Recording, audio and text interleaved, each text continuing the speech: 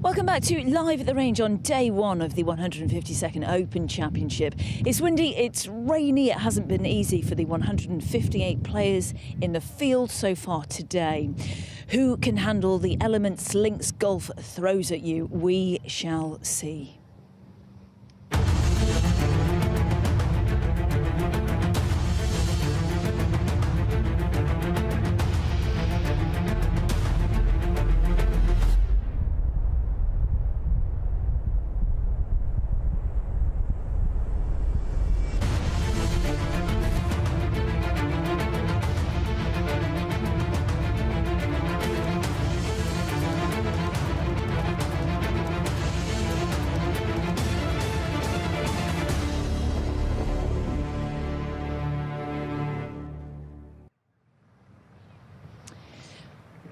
Welcome back, Live at the Range. It is the afternoon of day one. Pete, the weather's cleared up a little bit. It's stopped raining, which is just brilliant news, isn't it? It makes it really tough around this Open Championship to walk around as well, but it's just a bit easier for spectators, slightly easier for players. But what about the wind, Pete? This is tough. Yeah. This is tough. I think Alex Noren at the moment, 2 under par, is leading, and to be honest today, that is a really, really good score. Literally every single one of these players, when they've come out onto the range in the Open, they've all had exactly the same look.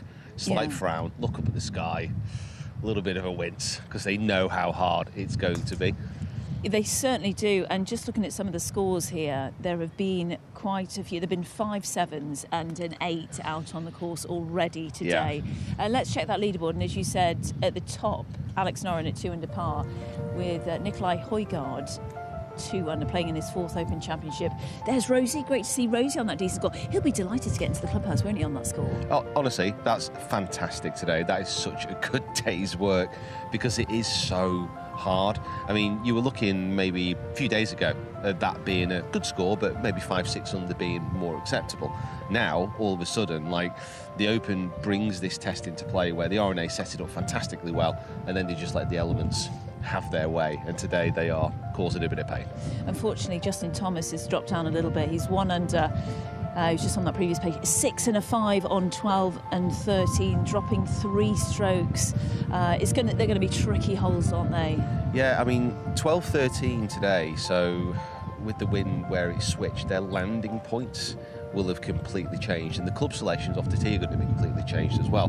Whereas they were going to be hitting an iron off 12, now they're going to have to hit a driver onto one of the tightest, narrowest fairways on the course. We'll speak more about that in just a moment. Matt Wallace, level par, he did get to 4 under. He's now on level, a 7 on the 9th. Rich Beam and I spoke about that earlier. It's a tough one. Then again, 13, that drop shot. He's through 15. Further down, Bob McIntyre, the winner of the Scottish Open.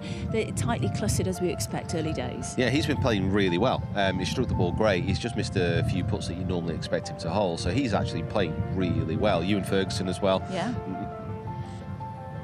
I just saw Ewan actually before he teed off, gave us a wave, and he'll be getting a lot of home support. I mean, it's absolutely bursting at the seams with spectators. It is, and like you said, now the rain stopped a little bit, I think everyone's going to be delighted. Yes. Because it is hard so just hard being stood there.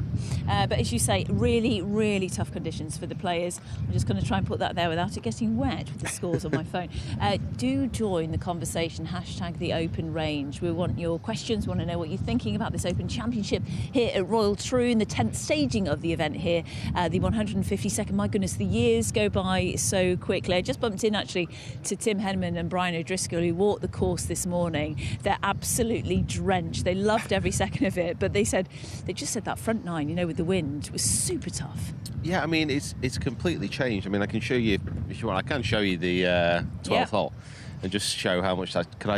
Yeah, absolutely. I'll hold your mic. I'm always your assistant, Pete. You've got loads of fans. Pete's got loads of fans in the audience. They've all been shouting your name. So we know how, tough 11 is. Now, it has been playing in this direction or this direction with the wind, but now it's completely switched. So it's coming from the south to the north. 11th, you can believe, is slightly easier. But when you switch over to 12, and this is what's going to be causing so much of a headache, this ridge here at 244, so they have been hitting irons, pitching it around the top of this and then running out. Now all of a sudden they've got to hit a driver to where the fairway pitches in and the gorse comes in as well.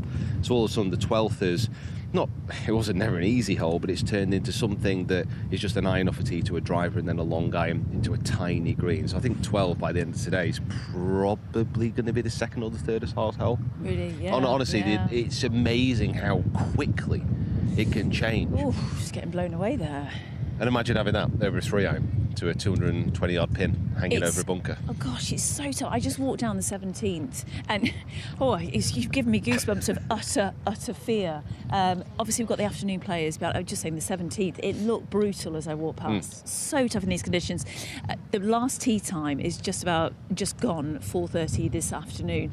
To keep your patience, to keep your attention. Who did we speak to? Was it Liam Nolan? He's out later on today, I think at about 4 o'clock. He said actually he's quite happy with that because he's going to have a bit of a rest, sleep in, but then he's in the gym. It's still really, really late to be able to keep your composure. It is. One of the good things about going off late is potentially the wind will die, but also you know the expectation. So if you're going out last and then all of a sudden people out on the course are shooting really good scores, that makes you a little bit nervous because you already feel like you're falling behind. Yeah. Like the later starters are going to be watching this and thinking, you know what, if I can just grind it out, if I can keep it together, again, I'm not going to lose any ground on these leading players. So I think if you can be around level to 3 over today, that's absolutely fine. It's so tough. Yeah. Well, Tiger is teeing off at 2:37, so he's going to be on the range very soon. It will be Tiger Watch. He's had so many following him in the last few days, but we're all fascinated. Want to see how he does in the final major. Honestly, I'm genuinely worried about him. You're nervous, aren't you? It's just not like he needs it to be warm. Like we talk about his body as well, what he's been through. Because that's the thing, we talk about his leg and like how he's recovering and how he's struggling to walk, but his back needs the warm weather, and it is cold today. Yeah. So I think it's going to be a real struggle. I'm a bit nervous to see it, to be honest. Do you know what? I need the warm weather as well. Can we get out to George? He's by the clubhouse. Ooh, George. Hello guys, yes, I've made it to the clubhouse, a great part of the course, a busy part of the course now, so we've been here, there and everywhere, but finally we have scores coming in. So this is the practice green that the players will traditionally come to just before they pop onto the first tee, and in the background the grandstand of the 18th, and a few players right now. Francesco Molinari and Justin Rose have just completed their round alongside Jasper Stubbs. So a nice cheer came from the grandstand there, which means one of them has been a nice putt to end the day. But look here, we've got Jordan Spieth, champion golfer of the year, and then we've got Louis Oosthuizen, champion golfer of the year. So 2 claret jugs on the putting green right now alongside Jordan Smith as well. But from here, I'm not sure if you can pick that up. The recorder's tent is just in the background there. So players, how handy is that? Straight off 18. Oh, this wind is picking up, guys. This wind is really picking up. So recorders over there, and then they will get requests from the media. So what we're going to do for you this afternoon is we are going to try and get a few interviews from people fresh off the course, because we are yet to see or hear about the conditions. I want to hear it from the horse's mouth, as they say. So here's all your primary TV outlets, which we've seen earlier in the week. So we're going to go try and jump our way in there and steal some action. Jordan Spieth, he's not far from teeing off, 3:10. So he's got a bit of time to prepare. He's putting the absolute house down. He knows that if he putts well, he plays well. Simple as that. So we'll be right back with you. Hopefully we're going to find some golfers who can give us a bit more of an insight as to how tough or how easy it is out there. But judging from the scores, it's not easy. Yeah, thank you, George. It does not look easy out there. This is the view of the driving range, not nearly as busy, but we've already got 32 games out on the course. Game 33, that is Henrik Stenson, Rasmus Højgaard and Jakob Skov Olesen, the British amateur champion. They are at 12:42. I am joined by Tim Barter. Tim, welcome. Thank you, Simon. I'm very much looking forward to this. Haven't seen you all week, so we've just had a little catch-up and looking forward to watching some guys blast some balls on that range. Yeah, we have seen plenty of balls. Got so much technology to kind of build it in. You can see driving range very much now a right to left wind. Adds quite a lot of complexity, I think, to the golf course now. The Monday, Tuesday, Wednesday practice sessions probably not as valuable didn't learn too much about the course compared to conditions now, Tim. Absolutely. I mean, the wind has switched completely. So the course they practiced on, and they sort of honed their course management skills and said, OK, I'm going to hit this club off that tee and this club off this tee, and I'm going to be aggressive here and defensive there. That's all gone out the window, and the golf course is completely different. So it's a challenge for these guys. But, you know, it's something they're used to doing. They're all players who are playing 20-odd tournaments a year, and these conditions change all the time. So... Yeah, it was interesting, Tim. We were given this bit of data earlier in the day.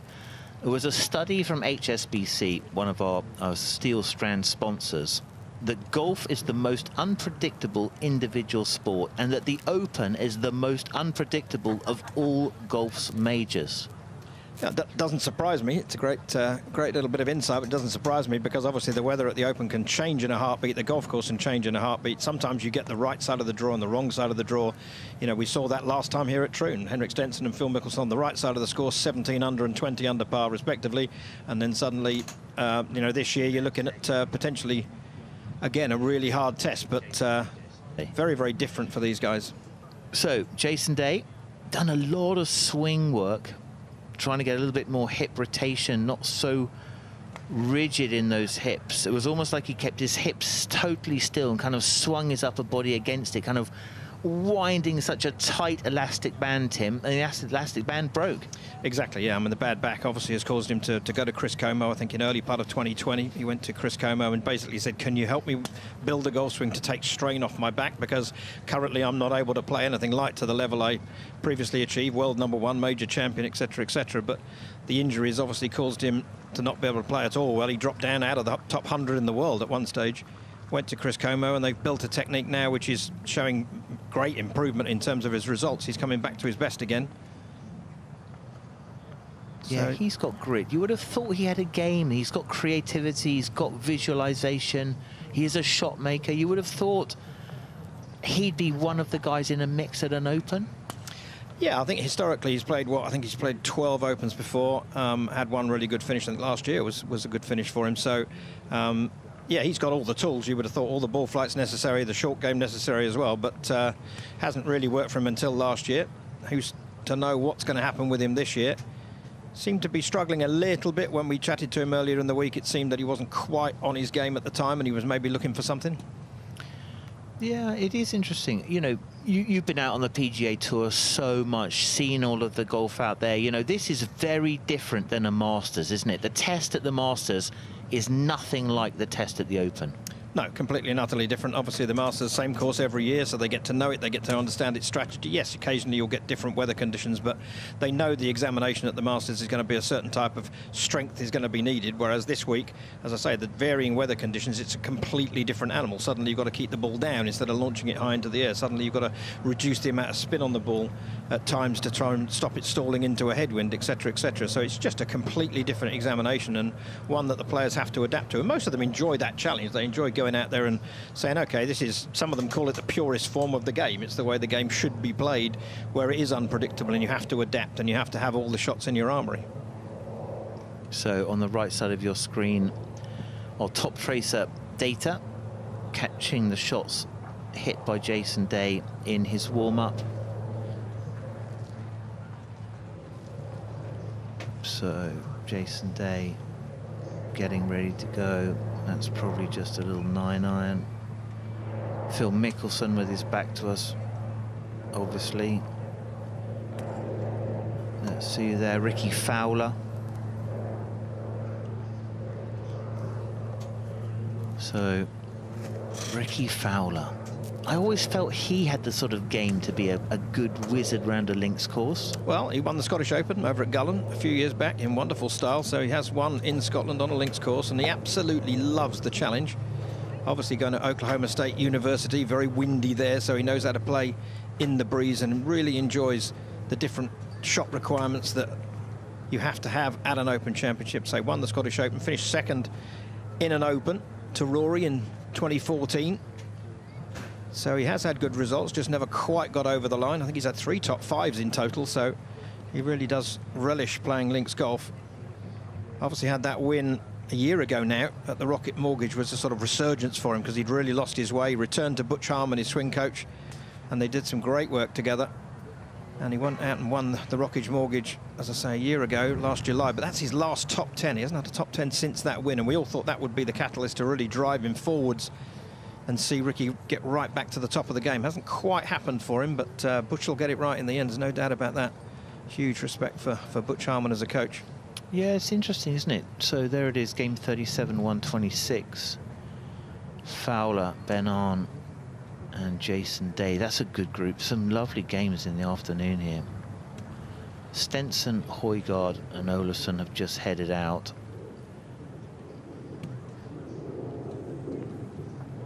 Got Darren Clark out with JT Poston, Dean Beamster, he's a good player. Mickelson, Joost Luton and Dustin Johnson. That's at 2:04. So a sprinkling of talent all the way through to entice the gallery out there.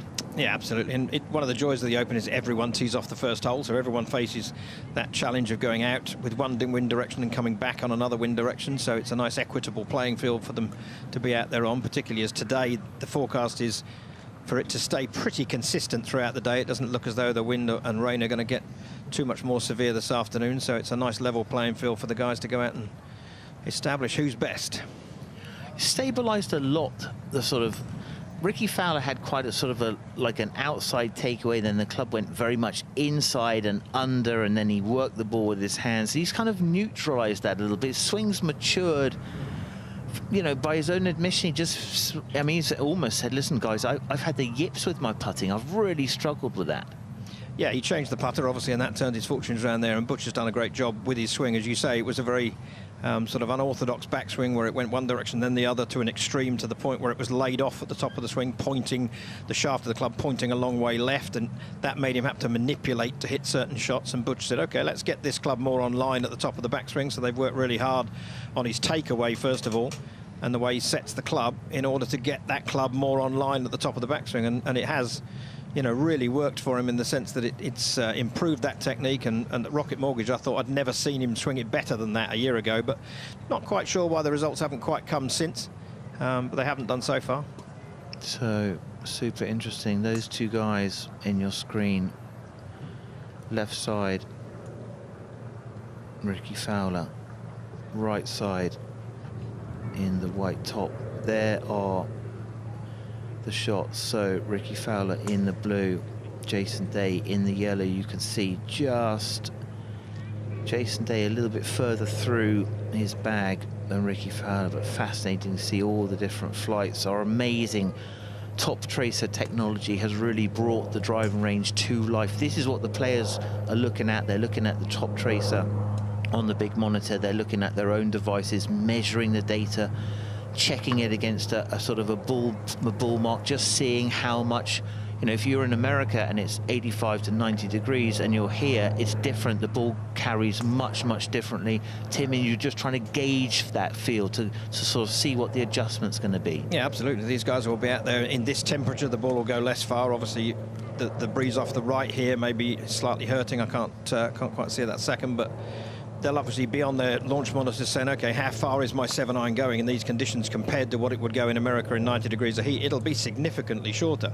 And they have to recalibrate that when they go out on the golf course and say, OK, well, normal 7-iron goes, let's say, you know, 185 yards. Today, it's only going to go 165, 170. So they have to adapt again. And that's one of the great challenges of the Open, is you have to be able to adapt to the examination you're set on a particular day.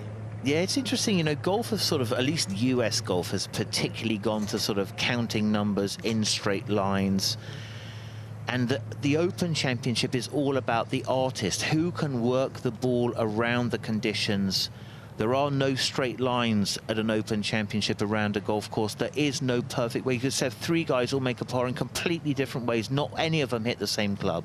No, exactly. I mean, different strategies off the tee. You'll see that an awful lot during this week, that some players will be taking an iron to play to the wider part of the fairway and leave themselves a lengthier second shot in.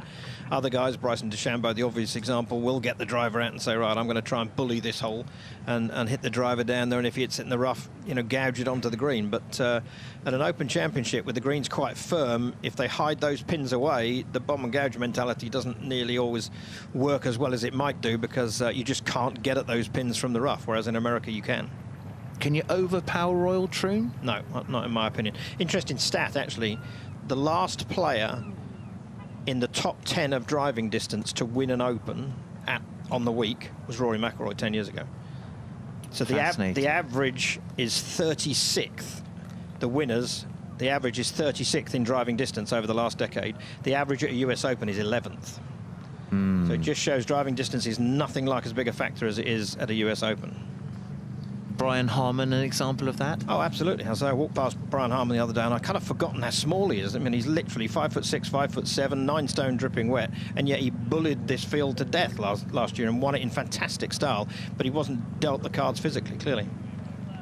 So, Ricky Fowler, working through his game. He's a big fan favourite. I've got to tell you, Ricky Fowler had a big day yesterday, and he spent, I'd say, 40 minutes after he had finished at the back of the driving range in the fan signing area. There was not one fan who had stayed there who did not go, who left without a Ricky Fowler signature. Every single one.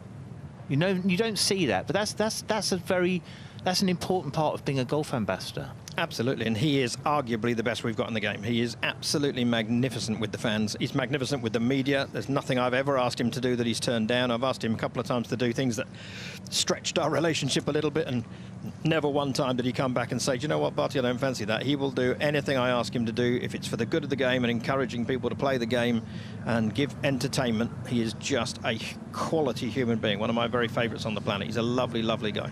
Yeah, and he's had rises and falls, and you'd never know it. There've been a lot of, you know, very consistent the way he's dealt with everybody, no matter if he's been on the way up or on the way down. It gives a huge credit to him, as you say. So we're looking at this 3-ball, Ricky Fowler, Jason Day, and Ben Arndt. There he is, won the US Amateur at Pinehurst, number 2, won the BMW Championship. That's our figurehead championship on the DP World Tour. That's at Wentworth, which is an amazing test of golf as well, inland, but nevertheless iconic and amazing. A precise test. You have to be disciplined as well round there, Tim. You certainly do, yeah. It's a tricky test. The wind swirls amongst the pine trees there, and you really, you know, at times can need your patience and your resilience, because you'll hit a shot, and in the middle of that shot the wind will switch to a different direction. You'll be punished for a good shot at times. So temperamentally it's a strong test, and there's lots of a real fantastic mix of different holes at Wentworth, long and short, doglegs right, doglegs left. So you really have to have a pretty rounded game to win there, and Ben An did in great style. Eric Cole there in the middle of Jason Day and Ricky Fowler. An incredible rise. He was absolutely the boss of the mini tours, and very late in his career found his way onto the PGA Tour and has forged a pretty important career. So Alex Noren, the man I'm sure who will have hit the most golf balls on the driving range. Look at this, Tim Barter. I ask you to explain the quite unique, over-exaggerated practice swing that we have seen for 15 years by Alex Noren. Isn't it amazing? But actually, if anything, it's reduced in its severity. I mean, you talk about exaggeration, and often players do that. They say, okay, I have a tendency which I hate, which is to get the club dropping behind me on the way down, which causes me to have to use my hands to square the club face. I hate that.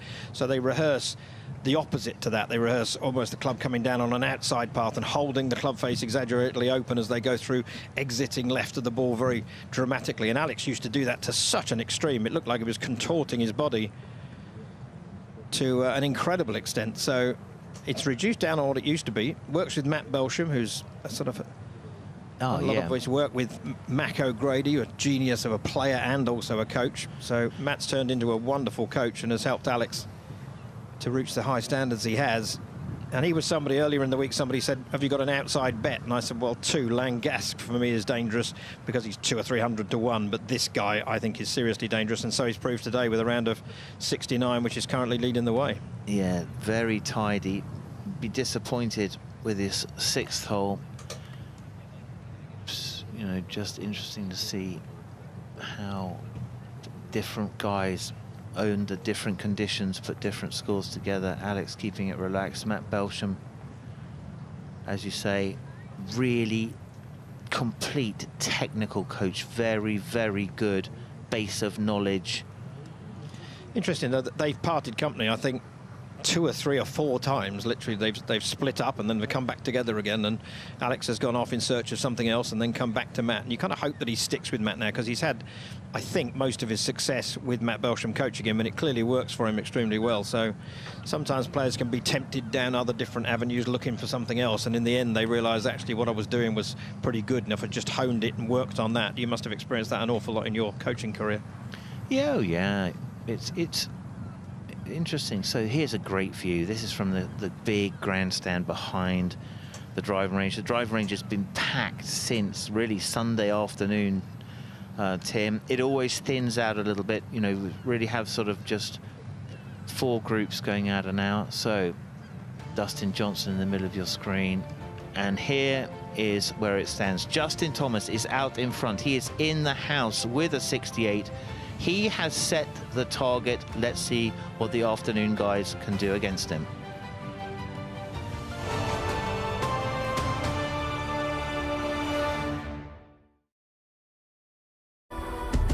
On the tee. She's staring this one down, and for good reason. Look at this. Just delightfully done. She's on top of the world.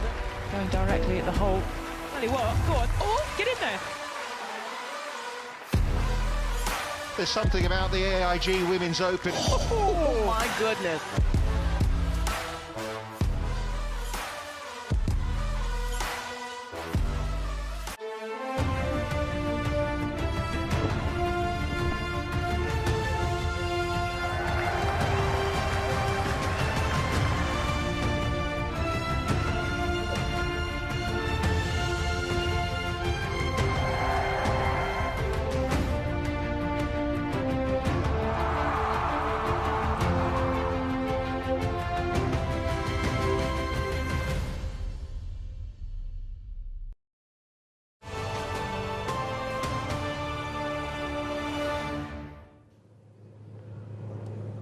There it is. There are the flags moving briskly as the wind has got up. We are day 1 of the 152nd Open at Royal Troon, and we are underway. Justin Thomas is in the house, 3 under par. What a great round. Some good people behind him. Alex Noren, Nikolai Højgaard, Justin Rose, Chris Kirk, Russell Henley, Mav McNeely, Sam Hutsby, all at -2.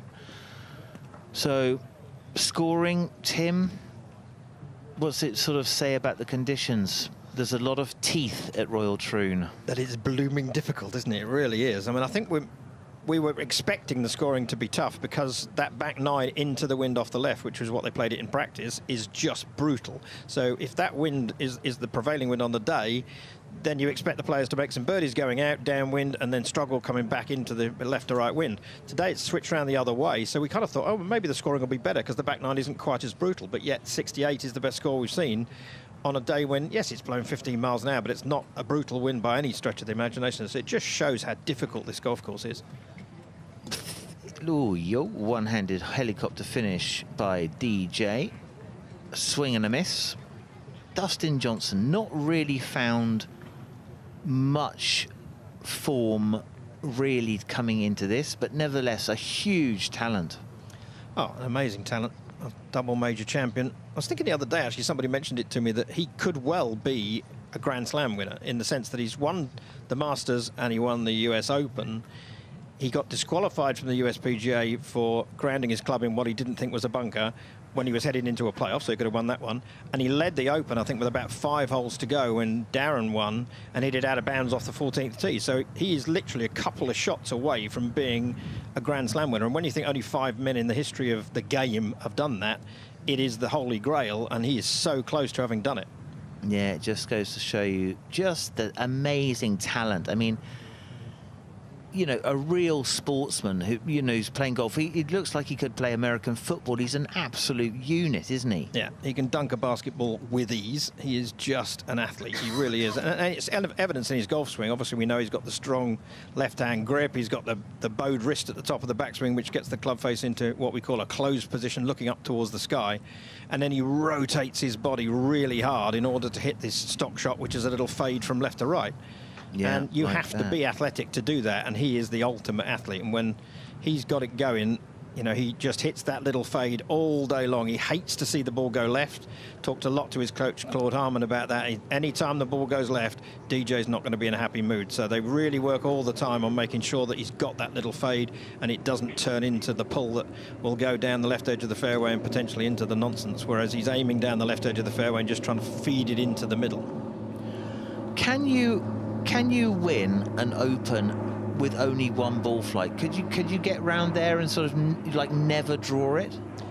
I think you could on certain courses and in certain wind conditions. It depends how strong that wind's blowing. For a left to right player, if that wind does turn on the back nine into out of the left, that's going to really, really challenge them. So, you know, it's a wonderful talent to have, to be able to move the ball the other way and, you know, sort of try and negate that wind to some extent. So left to right or right to left, it's nice to have the option, but also it's nice to know that it's never going left. I mean, Nick Faldo talks about, you know, just wanting to know that he could aim down the left edge of the fairway and it was never going to go in the left-hand rough or bunkers. It was always going to either go straight and be in the left edge of the fairway, fade a little and be in the middle, fade a bit too much and be on the right. So there's a lot to be said for a one-dimensional game, but at an Open, when the wind starts to blow strongly, it can be a challenge. Yeah, Morikawa was a fader. He was amazing at Royal St George's. Phil Mickelson, he is an amazing shot maker. He ran very close. He pushed Stenson all the way, just kept making birdies, kept getting Stenson to react, and he won his major. Well, he's Open at Muirfield. Incredible victory. Darren Clarke there. He's a great shot maker. Now on the Champions Tour. Yeah, Darren, actually, I spent a lot of time with, coached him occasionally when his own coach, Pete Cowan, wasn't on site. He'd gone home for the weekend and Darren was struggling. He'd asked me to go and have a look, and lucky enough to win a couple of times in that scenario, which was very nice. But to watch him hit a driver, a low, boring, stinging driver, is absolutely a joy. No one does it better. He can hit a driver full bore, 8 feet off the ground.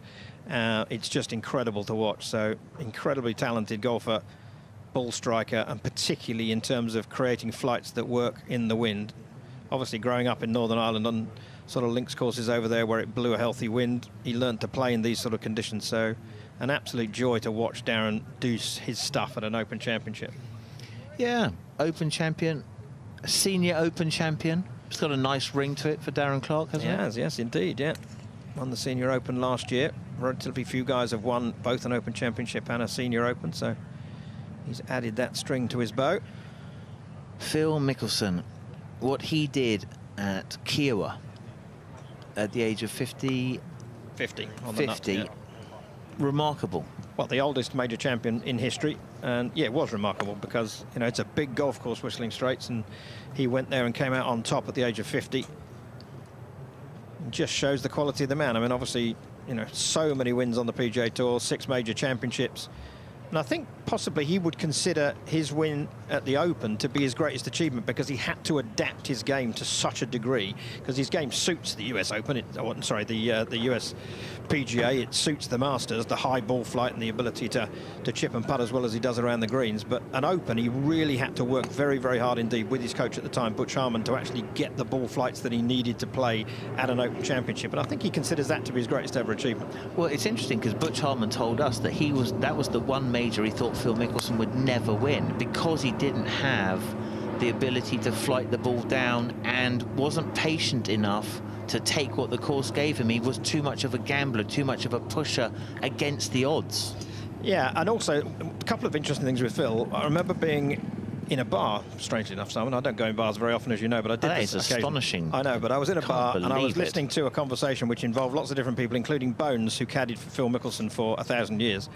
And somebody was saying, you know, Bones, if Phil Mickelson didn't take the stupid decisions he does to go for everything, he would have won way more tournaments. And Bones literally leapt to his feet and defended him and said, no, not at all. The reason he's won as many tournaments as he is because he takes those shots on, he takes those risks. He knows it isn't going to work all the time. He knows it's going to backfire on him from time to time. But he's prepared to take that risk, and he's won many, many golf tournaments because of being brave enough to take that really incredibly risky shot on at the right time.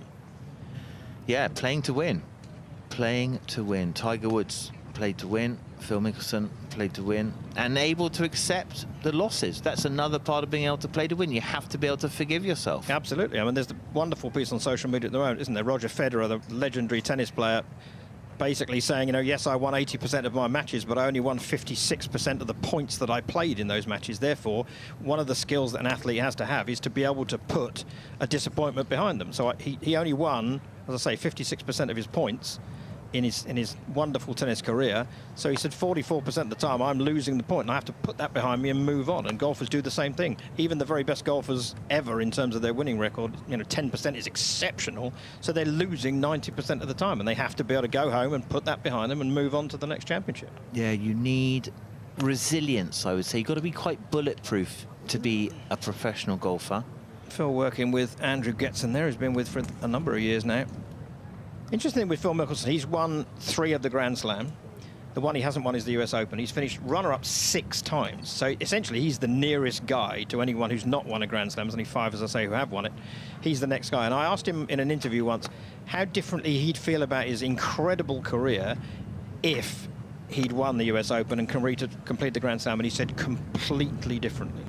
He said, I think I've had a great career, but if I'd won that and joined that elite company of 5 guys only who've won the Grand Slam, I would consider myself a completely different animal. But there must be something where, oh, Hughes Luton, in the Olympics, out the Olympics, in the Olympics, out the Olympics. Don't know exactly where that all sits. There you go, throw the club. Out with Dustin Johnson and Phil Mickelson. Imagine, I mean, there must be a case for Ernie Els, David Duval, Vijay Singh, Phil, all looking at what careers they could have had if you erase one name, a Mr. T. Woods, from their... Imagine playing against that era. Tiger just swept the table. Yeah, 82 wins on the PGA Tour. So how many of those might they have won if Tiger wasn't about? Obviously, the 15 major championships, 14 of which were pretty much in Phil's prime. So, you know, you were battling a guy who was superhuman and was able to do things that nobody else could do. So, you know, obviously Phil beat him from time to time when Tiger wasn't perhaps quite on his game, or Phil was absolutely at the peak of his powers. But, yeah, you do wonder what career these guys could have had if Tiger hadn't existed. Joost Luiten, one of the top Dutch players. DJ, let's have a look at DJ. Look at this. He's got a great walk, Dustin Johnson, like a gunslinger's walk. He's got some swag. He certainly has. He certainly has. Very laid back. His brother Austin there is caddy. Very laid back individual. Good company though. Good company. Good sense of humour. Good fun to be around. And I say, to watch him and his athleticism when he swings a golf club is an absolute joy. Even as he moves into his 40s, he's still an incredible athlete. Just watch how this body unwinds and rotates through impact, which he has to do because that club face, as I say, is shut, looking up at the sky at the top of the backswing. So if he used his hands, he would definitely see the ball going left and moving further left. So he has to use his body to defend against that. Yeah, Dustin Johnson is just getting started, and Justin Rose has finished, and he managed to find some time with George Harper Jr. Well, look at it as Justin Rose. What a day. It must feel so satisfying to be a couple under the card after round 1 at the Open. It is, yeah. That was obviously a fun, uneventful day. It's never uneventful, though, is it? I mean, but bogey-free day was a fantastic way to start.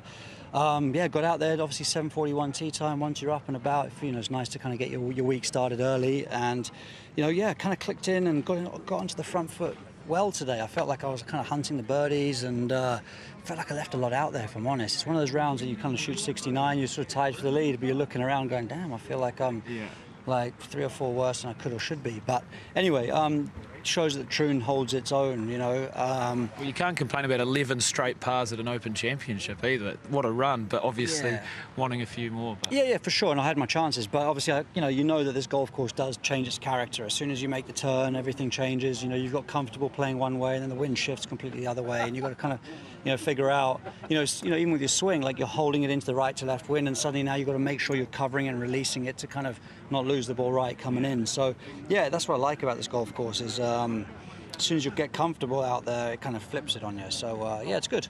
Nice. And just for those at home that are watching on TV, how would you describe the conditions? Because the wind's different today. Yeah. How do you summarise that briefly for us? Yeah, sort of pumping out the south, but in a way where I still think the golf is in control.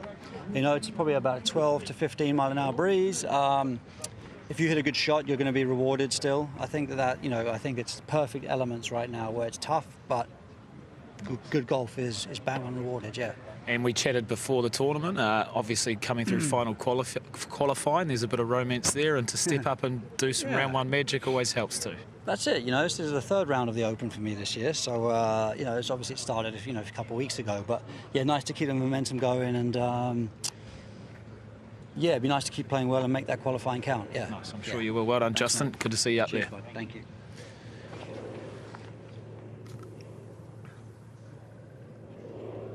Yeah, great from Justin Rose, and he has arrived. Prepare for my arrival. I get a buzz just looking at him get his clubs out of the car. I mean, it's just incredible, the aura around this guy. I've been really, really fortunate over the last 32 years of working for Sky to interview him a lot of times, and there's a shiver goes up my spine every time I do. He just is so charismatic, so, as I say, iconic, that I consider it a great privilege to have watched his career unfold and watched the incredible things that he's done. Obviously, my hero growing up was Jack Nicklaus and the 18 majors, and then you see Tiger come along and do what he's done, and some of what he's done has just been almost unbelievable to watch. I was there at the 2008 US Open when he won with a broken leg. And, people say to me, it wasn't really broken. I went out and watched him play with Robert Carlson. I know you used to coach. And on the second tee, I was stood alongside the tee and I could hear the grinding of the bones against each other. And I thought, he's not finishing this hole. He can't, because his leg has literally just snapped, it sounded like. And he not only went on to finish that round, finished 72 holes, he then played an 18-hole playoff and beat Rocco Mediate. It was the most incredible thing I've ever seen. Yeah, I don't think we've seen in golf. Would you say intimidating is a fair word? Did he intimidate his opponents? Absolutely, just his aura. I remember Nick Doherty played with him in the US Open, our colleague on Sky, and he said he stood on the first tee and Tiger just sort of looked at him, and he said there's just a coldness in his eyes. And he wasn't being unfriendly, he was just in competitive mindset, he was in his zone. But he said the look was kind of, wow, that is quite something. Yeah, there was a difference, wasn't there? Tiger arrived, maybe not today, but Tiger normally arrived in his pomp at a major, and I think he expected at the end of the week he would win the tournament. Maybe 4 other guys hoped they would win, and that was a massive difference. Psychologically, he arrived with 5 ahead of everyone else. So there it is, the bird's eye view of the driving range. Harrington is there working away. Dustin Johnson just getting ready to get out on the golf course. JT Poston. So the golf course is taking a lot of prisoners. Justin Thomas is 3 under, but Rory McIlroy is 2 over, and he's just hit it into the railway on the 11th.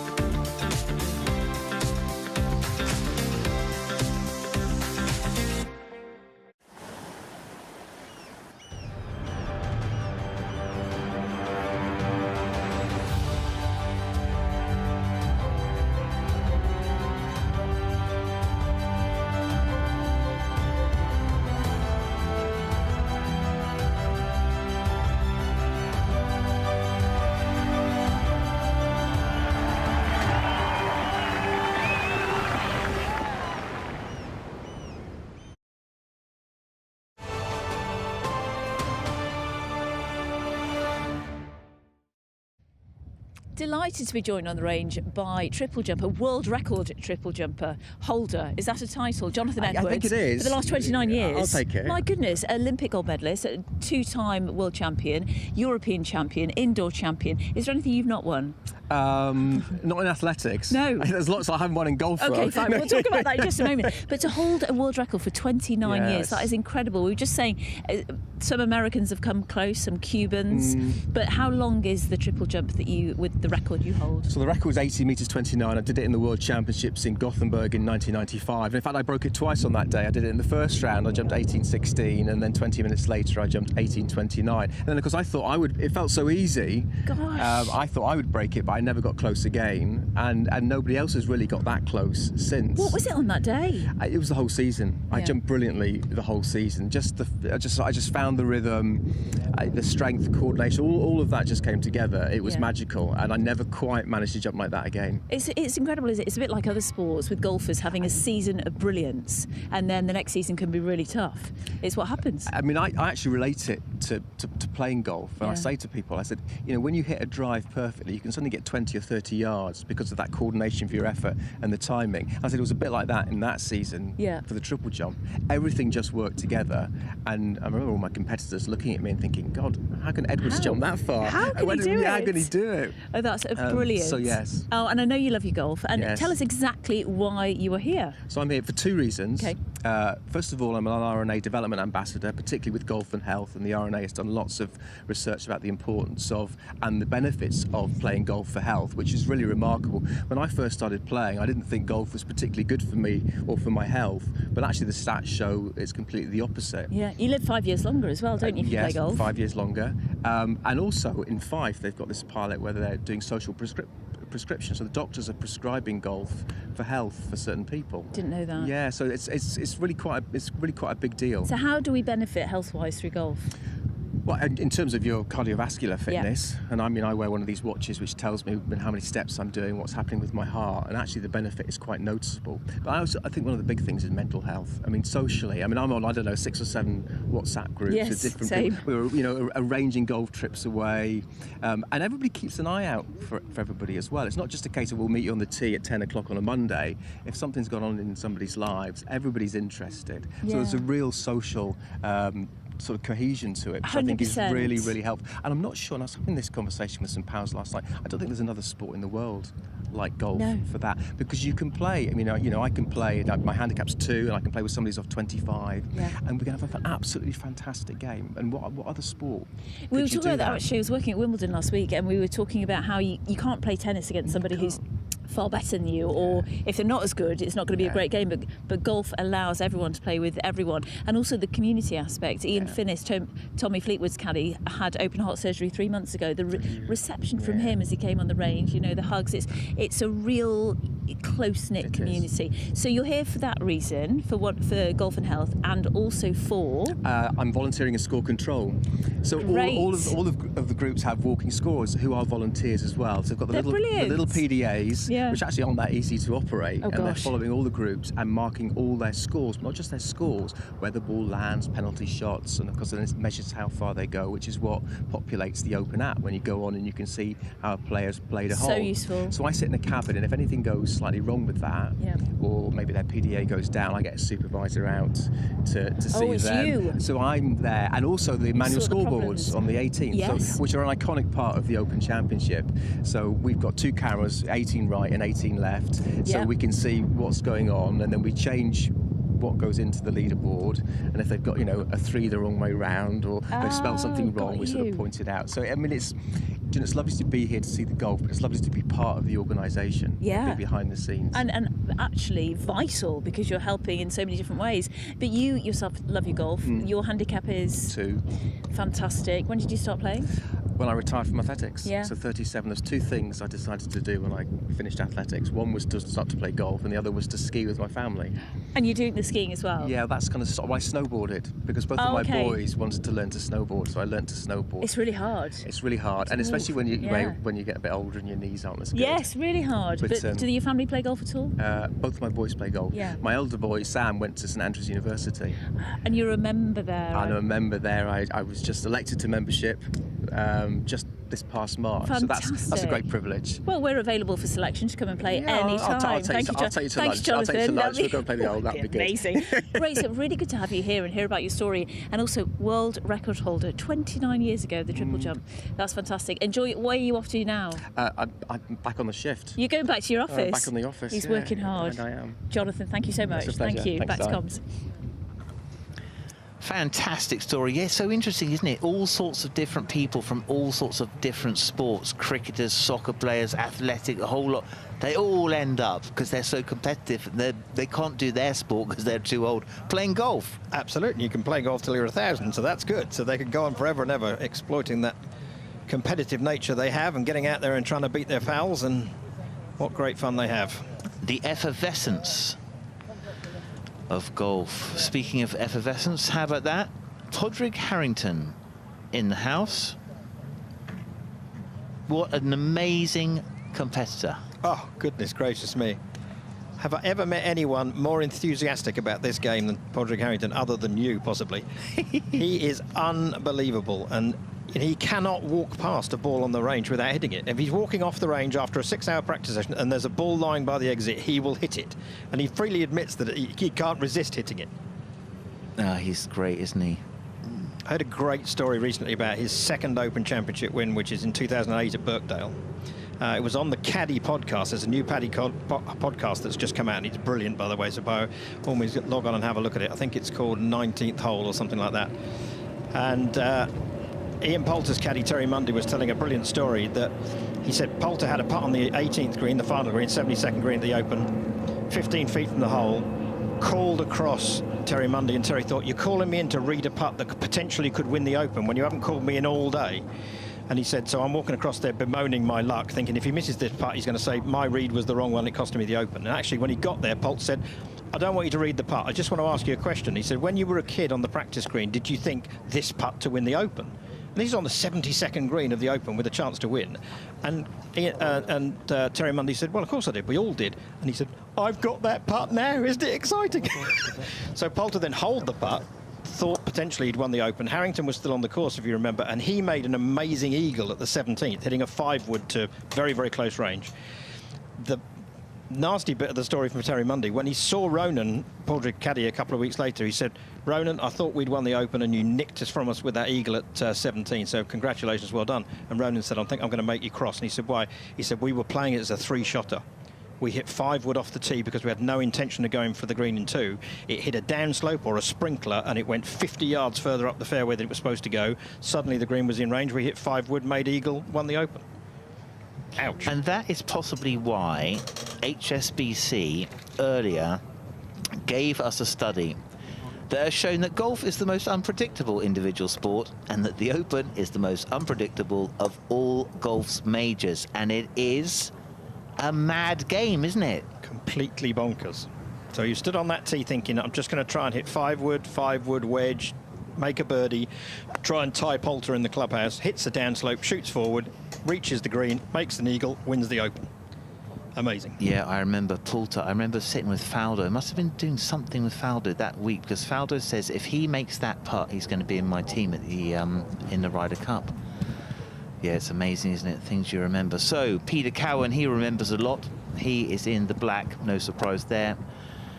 And he has been supporting, well, so many different players, but so many champions.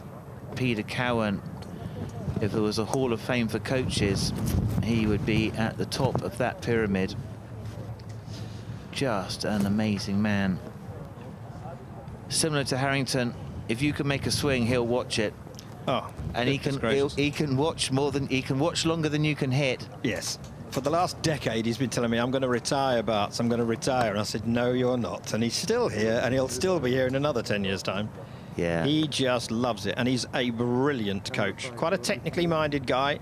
Not for everybody, but I'll tell you what, he's taught me so much about the golf swing, and I'm a massive fan. He's been a great friend to me, I've got to say. So, Hideki Matsuyama, who has won the Masters and who would love to win the Open, and there is no reason why not. I mean, one of the things that's interesting is the highest, I would think, with Ross Fisher, the highest hitting golfer, his ball flight, his apex of anyone. Is that a huge adjustment once you get into the crosswinds of today? Well, it has to be, doesn't it? I mean, you've really got to get that ball flight under control, or that's just going to be blown completely off course. And with this golf course having gorse bushes and horribly deep bunkers that are almost penalty shots, you cannot afford to lose control of your ball to that extent. So he's going to have to keep it down. Interesting looking at him there. It looks to me as though the pause at the top of the backswing is getting a little longer again. It was very pronounced. Then it went down to almost nothing, and it looks like it's just getting a little longer again. Yeah, it's interesting, isn't it? It was a drill that he did, sort of like he used to have a lot of flash speed in his transition. Someone gave him a drill. I think it was actually one of Butch Harmon's assistants. I don't know if it was lost in translation or not, but the drill became the swing. And I agree with you, he's got sort of like a full Hideki and like a semi-Hideki. There are two different rhythms, aren't there? There's a really deliberate full, and then there's a semi, which is a suggestion of a pause. And then he goes, that's got to be in his mind, don't you think? Yeah, I think when he won the Masters, the pause was down to almost nothing. I mean, there was a backswing and a downswing, but there wasn't such a pronounced pause.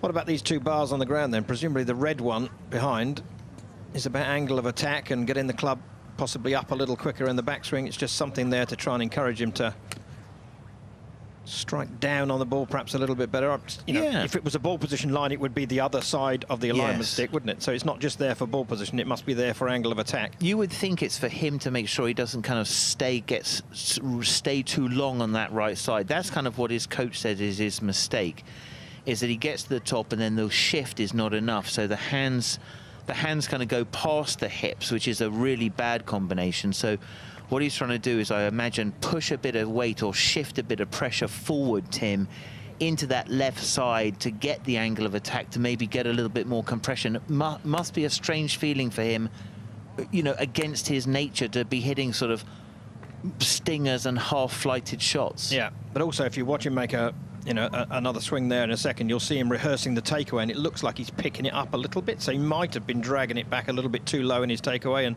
hence that stick is there again to stop him. He'll clip that stick if he takes it back too low. So if you just watch this waggle when he sets up to it, it's quite, you know, we look for a one-piece takeaway where the left shoulder, the left arm and the club all work as a unit, but look at him, he's setting that club up quite steeply, isn't he? The waggle is quite pronouncedly coming up. Maybe trying not to have so much drift off into that right side, maybe then getting stuck back there. So over the top of it better, yeah. Hideki working on a drill. So for amateurs at home who think that tour players never have any technical thoughts, we can both guarantee you that that is completely not true. So Hideki, that doesn't look good. He has had a sore back. That looked like a twinge. Yes, he has. He's just stretching out his hamstrings there and trying to get some mobility. So maybe there's a slight issue there for him.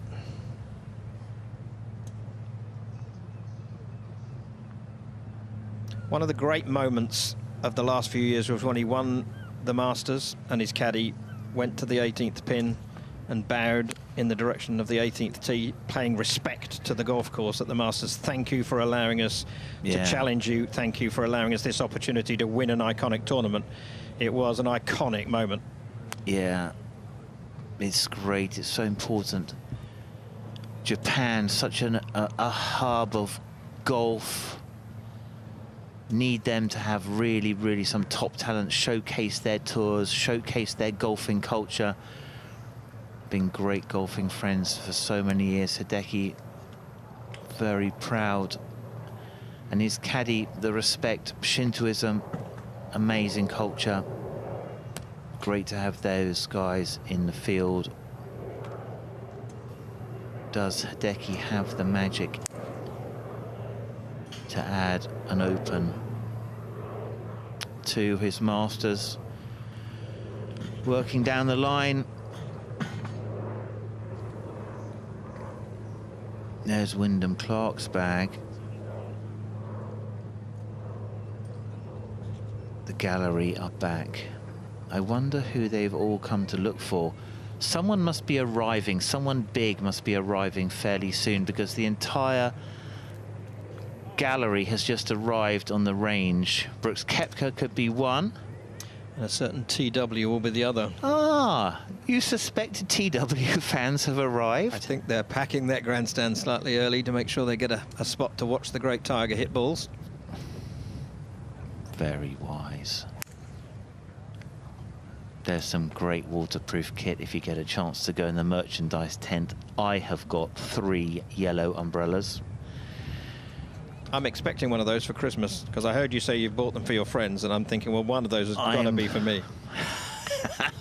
If you would like an umbrella, Tim, I would be very happy to go and get you one. I shall leave it in here later on. There, if you can't join us, you have to come and scan that code on the bottom left of your screen. That will take you to the online shop. That's the official merchandise of the Open Championship. And if you don't have a yellow umbrella, you're not a part of the gang. 5-time major champion, Brooks Koepka, doing his thing on the range. Podrick 4 wins Harrington on the Live Tour, so the most successful player in terms of wins on that particular tour. So a major pedigree. There's something about a major that just gets Brooks a little bit more tuned in than anything else, Tim. yeah, there really is, and he's talked about it quite openly. He said, you know, with the greatest of respect, when he played on the PGA Tour, the PGA Tour tournaments, yes, I like to win them, but they're not the be-all and end-all. I want to win majors. That's where all my attention is focused, to win major championships. And he's won 5 at this relatively young age, so he is a beast when it comes to these. He just has a temperament and a patience and a resilience that stands him in great stead in Open Championships and other majors. So Tiger about to come through the range now. Incredibly talented individuals, powerful hitter of the ball. Sometimes the putter can be a little bit bulky. Guess who's back? There you go. Maybe a bit of chipping. Far from ideal conditions, Simon, for him and his injured Squeaky body. backs. Goodness, it's not ideal for him today. No, he's going to be very sensitive. So Tiger has been doing a bit of putting. Now he is going back behind the Sky open zone to do a bit of short game. But everybody knows it. Still has the massive respect of his fellow competitors. Not in form, really. But no one would like to stand on the 55th hole, the first day, the first hole of the last day in the last group, and say, oh, hi, are you Tiger Woods? We're playing together today. No one, not even Rahm wants that. I'm not sure about that. I think they like the idea of going up against him. Obviously, at this stage in his life, he's not quite as fearsome as he once was. So I think they'd quite enjoy the opportunity to go up against him. But certainly, historically, you knew he was not going away. You knew, you know, the first 14 majors he won from the lead. So if he was in the lead, the odds were against you beating him, until Wai Yang did at the PGA in America. So he was, and still is, an iconic champion, and somebody that you never say never with. People are starting to write him off and say, no, Tiger Woods is gone. He's never going to win another PGA Tour event, let alone another major. I would never write that man off. He has achieved such a lot despite the adversities he's faced. So he is not human in that respect, able to achieve things that others simply can't. No, I've never really seen any evidence to make me think that he is human. Here we go, Brooks Koepka. Was working hard late last night. Bryson DeChambeau, I think, was last to leave the range, but Brooks was very, very close to that. With Pete Cowan on hand, just going through a few final moves. Claude Harmon also eyes on. Yeah, the last I heard, Claude Harmon was coaching him long game and Pete Cowan short, but I'm not sure if they do mix it up, and occasionally you'll take Pete's advice on the long game as well. I don't know. I think Pete coaches him for everything under 300 yards. Well, okay. No. Let's see. So we're out on the range. This is the chipping area now. Looks as though that is the back of Patrick Cantlay. Looks as though that is Alex Noren and Matt Belsham, who have finished. Amazing, but the magical hands, the imagination, the creativity. Such an injured body, such amazing for the fitness that he had. He was fitter than anyone else, and he's been more injured than anyone else. There's such a weird combination to say that, isn't it? But do you think those two things are related? Do you think that the amount of work he's done in the gym and the amount of strain he's put his body under have caused some of the injuries? I don't know. Well, I think too much running. I mean, I remember we came off a flight, and I can't remember where we were going.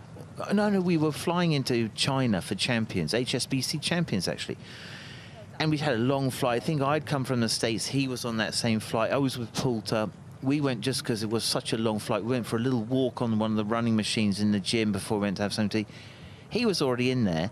He was sprinting like you can't believe, as fast as the thing would go, up a slope, covered in sweat. And I mean, you just think, you know what? We've just come off a 15-hour flight, and the punishment he put himself through, it's a very good thing. Did he thrash his body to death? Maybe he did. Yes, I'm not sure, but it's been sad, really, that his body hasn't allowed him to achieve what he could have achieved. Because if you think about how early he'd won 14 majors, he was headed towards 20 plus. Yeah. And then suddenly didn't win one for 11 years, partly through, you know, the injury, or the bulk of injuries with the back and the surgeries and the knees, and kept changing his swing. He changed. I mean, it's like, you know, if I took you and I said, okay, Barty, I'm going to teach you to walk in a completely different way, you'd injure yourself. If I did that 4 times, you'd definitely injure yourself. You would be injured. It'd be so against your nature. Yeah. It's a complete mystery to me why he left Butch Harmon. It seemed to be working pretty darn well to me, but he went to Hank Haney and then on to Sean Foley, and so he has had a multitude of coaches down the year and won majors with a multitude of different swings, so such is his talent. Tiger will soon be on the driving range, getting ready for his first round. We wish him well. And now we will go and find George Hopper Jr. Matt Wallace. It's a bit of a cliche, but we hear about roller coaster of a round. That pretty much sums it up, doesn't it? Yeah, absolutely. Never nice to have a triple bogey on your card, and then I probably wouldn't be smiling very often after a triple bogey, but today's a different day. You know, it's the Open Championship. Get over it quick and move on. So very happy with an under par score today. Yeah, well, let's talk about the highlights as well. A birdie and a couple of birdies and an eagle. So that must feel pretty good to know it's in the bag. Yeah, very nice. I'm just waving to Darren Clark there. Oh, nice. Thanks, mate. He sent me a lovely message this morning, Cool. just saying you're good enough. So that was really nice. And sorry, say the question again. Sorry. No, I liked where you're going because obviously it's been an emotional week, and to get messages like that for you is pretty cool, isn't it? Yeah. Well, I played practice round with Clark. I'll always do that in an Open, and who better to learn from than someone that's won it and also can play links golf very well. So I always play with Clark in an Open if I can. And the message he sent me, I didn't expect it because he's playing, and also I just wouldn't expect it this morning, and he sent one, a really nice one. So gave me just, you know, that little bit more confidence to know that I could go out there and play the golf I can, and also deal with something like what happened on the 9th hole. Nice, and that's why we love the game. Links golf, it's a true form of the game, and to be able to be here in the red must feel really, really satisfying. Yeah, it was nice. I played really nice coming in those last 5 holes, so that's given me a lot of confidence going into the rest of the week. You know, easy for me to just turn that around and go over par today, and that's not how it would have been nice waking up this morning or tomorrow morning knowing that. But I flushed it coming in, so that's really nice. Nice, good to hear. Thanks, we'll leave you to it. You've been doing a lot of talking after a good round, so well done. Got drugs testing now as well. Oh, so fantastic. Do you need help with that, or are you all good? Well, I'll be fine. I just need fine. some more water because I went to the toilet on 18. So. Get some H2O on you, mate. Cheers, Matty.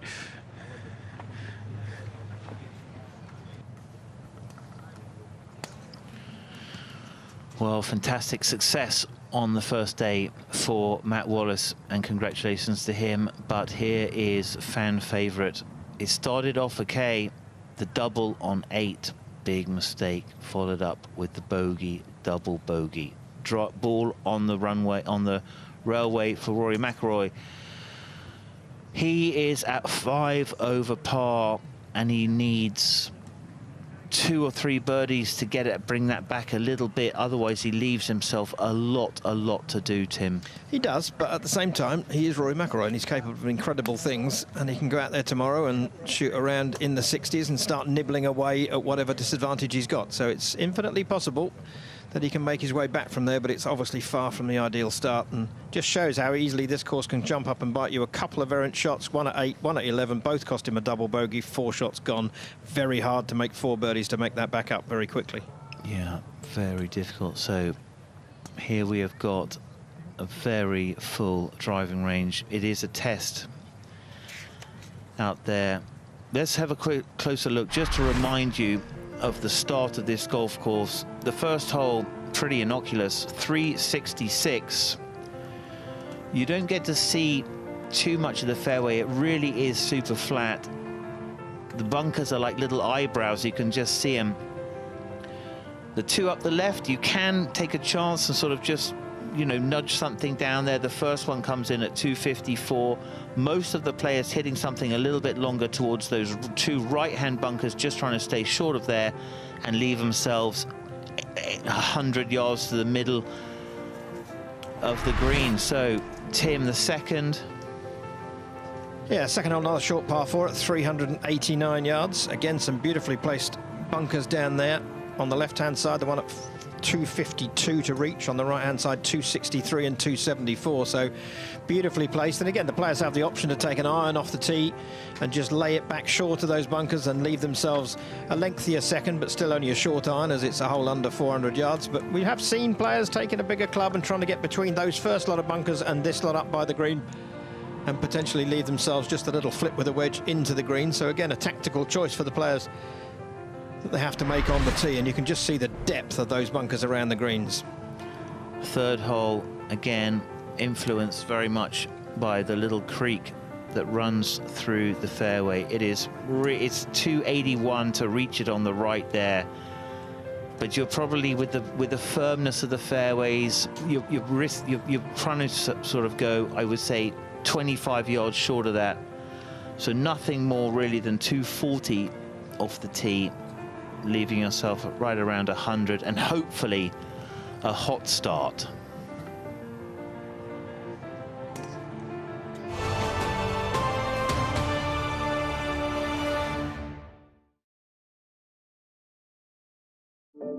Control. It's often out of your reach. Your opponent. A line call. Even the bounce of a ball. Every game is full of unexpected twists and turns. You have the lows, the injuries, being away from home, the pressure.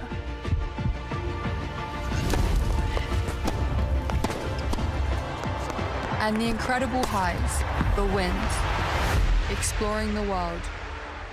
Every day, a new opportunity. Life is rarely a straight line. We can help wherever it takes you.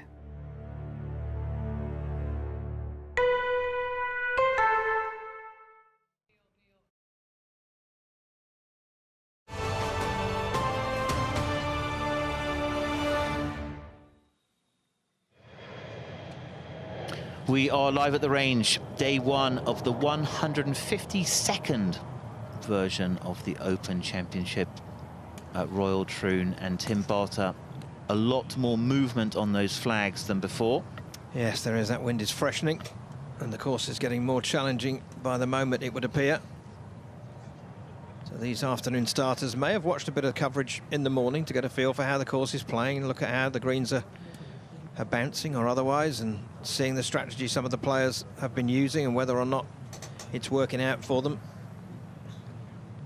Tiger Woods is out at 2:37.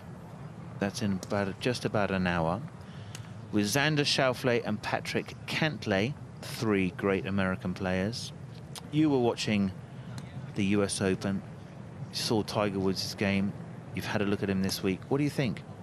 I think he's swinging the club really well. He drove the ball particularly well at the US Open, and that has at times been his Achilles heel. So obviously it's not the athletic Tiger that we used to see in yesteryear. He isn't able to do the things he once was with his buddy, but he does say that he's been working incredibly hard in the gym, and he's now able to do a few things, he didn't go into what, that he wasn't able to do at the US Open now. So obviously he feels his body's in good enough shape, but I think he will be really disappointed to see things as chilly as they are, because those muscles need to be lithe and loose as possible when your body's as battered as his is, and this is not the ideal circumstance for him to play in this sort of temperature, so have to feel for him in that respect. Just an aiming stick. It's quite an interesting range, isn't it? There's a lot of visuals there. It's not a linear range. There's greens a little bit all over the place. We've seen a lot of guys, you know, be very, very specific about their aiming lines, Tiger included there. That's an important part of practice, isn't it? Absolutely, because, you know, if you misalign yourself, then your golf swing is going to learn to compensate to find your target. So I've been lucky enough to coach, you know, some of the best players in the world at times, and actually Severiano Ballesteros is one that I was having a look at him on one occasion, and he was aiming 30 yards to the right of where he thought he was aiming and didn't recognize it. So he was wondering why he was having to work so hard to get the ball on the target. And when I sort of looked at him a couple of times and thought, well, he can't really be aiming where I think he's aiming, and I double checked with him, and he said, no, I'm aiming at that 150-yard board, and he was aiming 30 yards to the right of it. And when I showed him, he was flabbergasted that, and obviously it had just incrementally happened. He just crept out of position and kept going and kept going. But now his golf swing, if you're aiming 30 yards right, you've got to do something to make the ball go where you want to go. And therefore, there's a massive compensation has been brought in. So alignment is crucial, both from the point of view of building a nice foundation on which to build your house of a golf swing, but also giving you proper information. If you don't know where you're aiming, you can't tell what the ball's doing and therefore how your swing's affecting it. Yeah, I think that's very true. And the other thing is, just because you were aiming perfectly yesterday and the ball was all good yesterday, don't think that you're going to carry that into today. It's something that you need to check on, well, every single time you hit a golf shot. So, Tiger, a magic potion, hydrating. Minwoo Lee, always in motion, Minwoo. So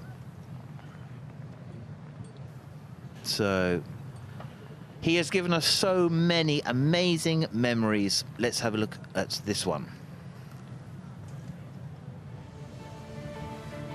But when I got to Hoylake, I felt calm. I felt like I had grieved enough with my father's death. On Sunday, it was a joke at how calm I felt. When snipers take shots, they take shots in between the heartbeats, and that's when the body is the most still. Well, that's kind of almost in essence how I felt. I felt so still. Everything inside me was still and calm.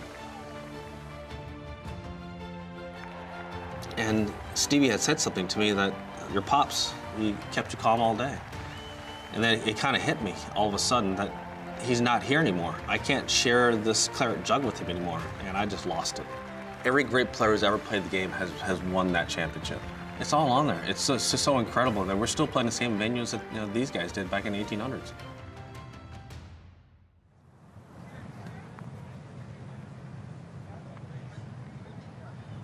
Tiger Woods.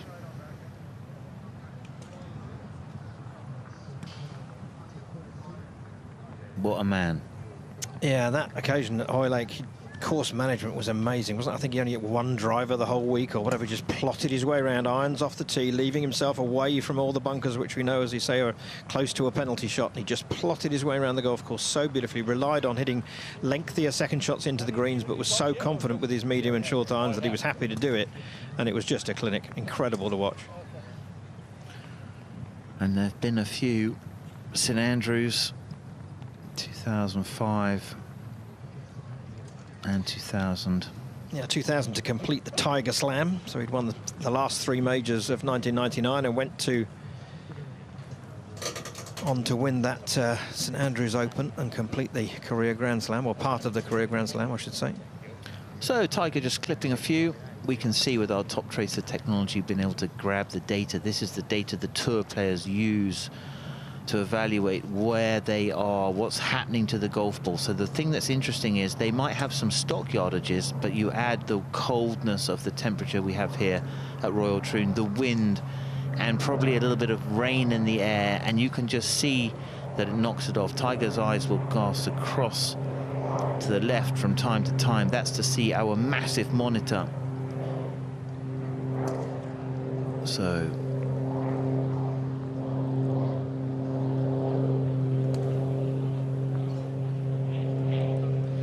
looks very good. Yeah, swing you've studied, Simon, for many, many years. What do you think at the moment? I mean, the thing that I think is that there's obviously much less drop and rise because he's under, you know, his legs are not as strong. He needs to protect them. So for me, I think the sequence has changed. There's much less separation between lower body and upper body. That, I think, is injury prevention. But I still see the right kind of speed. I think that there's a lot of arm speed in there, which is really positive. He hasn't injured anything there. But there's much more a case of where there's a bit more lateral, right? It's kind of less stacked. It's more level. It's less drop and rise. And there's less separation because the legs don't fire out as violently as they used to. So it's a swing that matches his age, in a sense. It's not a young man's swing, but he's not a young man. No, I mean, the old swing was built on athleticism and, as you say, separation. In other words, as he was wound up into his backswing, his hips would start to unwind while his upper body held, and he increased the amount of torque, almost like winding a spring. But this swing is built, and he's acknowledged this in interviews, this swing is built much more on hand action, which, to be honest, means it's a little bit more vulnerable. If you're using your hands to create clubhead speed, then there's a danger of the club face not being square for quite as long as when you use the more athletic method. But, you know, technically it's very sound. It's in plane, it's on path, it's looking pretty sound. But, say, once you start relying on your hands a little bit to create the speed, then you could be vulnerable to the odd crooked one. So, I would say Tiger is a prolific note taker. If you've ever had a look, he's got a little black book which is all about sort of the thoughts that he's got and all of that sort of stuff, and he's always just sort of tapping things away, little prompts that he's got. Maybe that's a prompt from Rob there. Just, this is what we said last night, these is a combination. Interesting to see also the speed that he moves at. One of the things I notice about some of the great champions, particularly when they get in pressure situations, is the speed that they move at. And you watch him just hitting these shots away, very unhurried, very smooth, silky. Even when he walks back to the bag, it's a very slow wander across to the bag to get another club. You know, you see a young guy here playing in his first Open, they're running around, you know, all over the place, battering balls as fast as they can, trying to prepare, hit as many shots as possible. And yet this is the complete antithesis to that. You're seeing someone who's very aware of conserving energy, trying to keep himself calm, trying to keep himself in the right headspace. So everything's done really, really calmly and smoothly. No hurry at all in this pre-shot repetition, pre-round preparation. Yeah, I always thought, you know, great champions, like the crazier it got around Tiger, the more he slowed down. It's almost like he can control time, at least his time, or how he's influenced by time. And especially like when he was putting, really slowed down. And what he was trying to do was almost like he used to say, I used to try to use like a different nervous system, like not my fast twitch emergency stuff, but like much more my core base muscles, really trying to walk and feel the firmness and feel the slopes and get a picture for the speed. So I think he brought a lot of innovations to the game. He changed the game. There's like golf had many chapters, but there's almost like a before Tiger and an after Tiger. Oh, absolutely. From the point of view of his gym work and his athleticism, when he came out and started hitting the ball past everybody else, they all looked and thought, how's he doing this? Okay, well, he's going to the gym, and he actually is lifting weights, and he is working on his core, you know, to an incredible degree to get himself as strong and athletic and flexible as he possibly could to create massive amounts of clubhead speed through athleticism. And the rest of the guys saw it, saw the success he was having, and thought, we better follow this route. And so the game has turned into what it is nowadays, and it's largely down to the work that he did when he first came out. Wouldn't you thought that he would have had enough staff that they could clean and dry the golf balls while he was working on his game? Yes, that is, you know, a staffing error at the moment. It is a staffing error, isn't it? The caddies just had to go off and get some more balls so that we can forgive him. There must be an assistant caddy there as well. There must be the caddy's assistant as well on top of that. Well, you'd hope so. Maybe this is Woods on a budget. It's a budget trip. Tiger Woods, there is our shot data top tracer, bringing you all of the up-to-date modern technology. This is all about ball data. We can measure the carry, the ball speed, the launch, the height, and that is just helping Tiger and his fellow competitors calibrate what their standard is versus what's happening today. How is the ball behaving today? And it will be different. Absolutely. Yep. Significantly cooler than these guys would be playing in the heat of Floridian sunshine. So they have to recalibrate and say, OK, how far does my 7-iron go today compared to how it normally would go in warm, calm conditions over in North America? And it will be significantly different. Let's just see on the board behind there, flat carry of 180 yards, Tiger's last shot. Ball apex of 100 and ball speed of 137 miles an hour. Yeah, there's so much data capture now.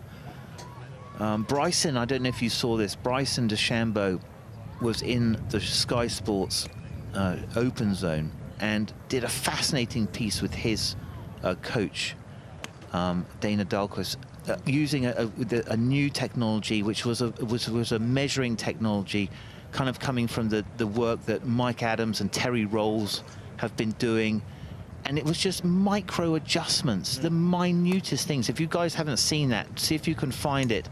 It's absolutely fascinating in the way that Tiger, that these sort of modern players, particularly Bryson, have embraced their technology, understood how it can benefit them, and then used it to their advantage. Yeah, and we all know, Bryson's known as the scientist. He has an incredibly brilliant mind and analyses things and uses language that most of us find quite confusing when he talks about the golf swing. But he actually admitted to Nick Doherty in that piece you're talking about that I'm actually trying to make it as simple as I possibly can when I go and play. Yes, I want to dive deep into the data. Yes, I want to understand every intricacy of the swing.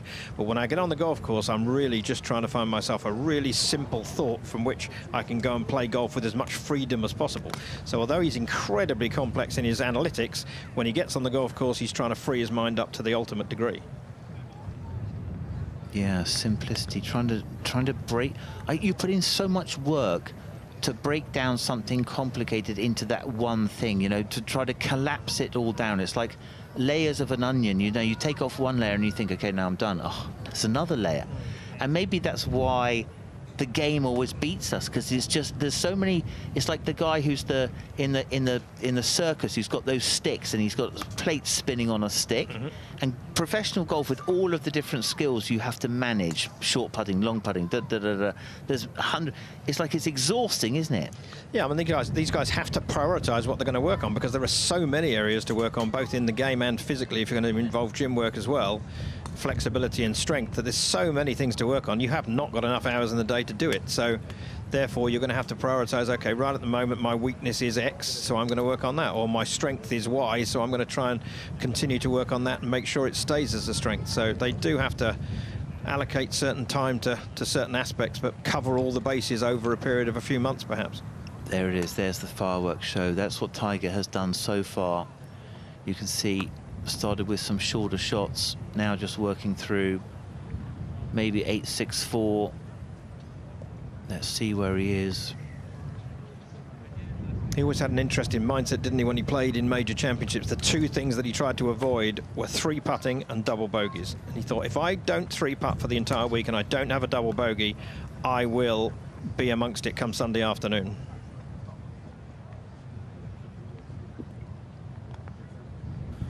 Conditions on the golf course at the moment, if we have a look at the scoreboard, it's very tough. 13 players under par as we speak. Tiger Woods soon heading out. That is at 2:37. He is with Xander Schauffele and Patrick Cantlay for company. Behind them, Morikawa, Burns and Siwoo Kim. Then Shane Lowry, the great Irishman, at 2:59. He's with Cam Smith and Matt Fitzpatrick. That's a great group to watch. Then Spieth, Scheffler, Cameron Young. Absolutely fantastic afternoon of golf. Get a cup of tea if you're not out here and sit down and watch this. Confirmation there, Tiger. 38 minutes before he tees out game 43. Patrick Cantlay once said to me in an interview, the reason he loves major championships, they generally are the sternest tests, and he said it cannot get tough enough for me. The rough cannot get deep enough. The fairways cannot be narrow enough. The greens cannot be fast enough. The harder it is, the more I love it. Well, today he's going to face that sort of test. The greens are not going to be super fast, we know, but in other aspects, this is going to be a really tough test this afternoon. I think that's right. You know, it was interesting. So many guys relish the opportunity to come and play links golf because of the creativity, because of the fact that they can use all of their shot making, which perhaps on a more generic sort of PGA Tour course, which is more lush, which is softer, you're not calculating roll, you're just calculating carry numbers, you're not really calculating wind, you're just calculating distances off a yardage book and playing a maths game. Absolutely.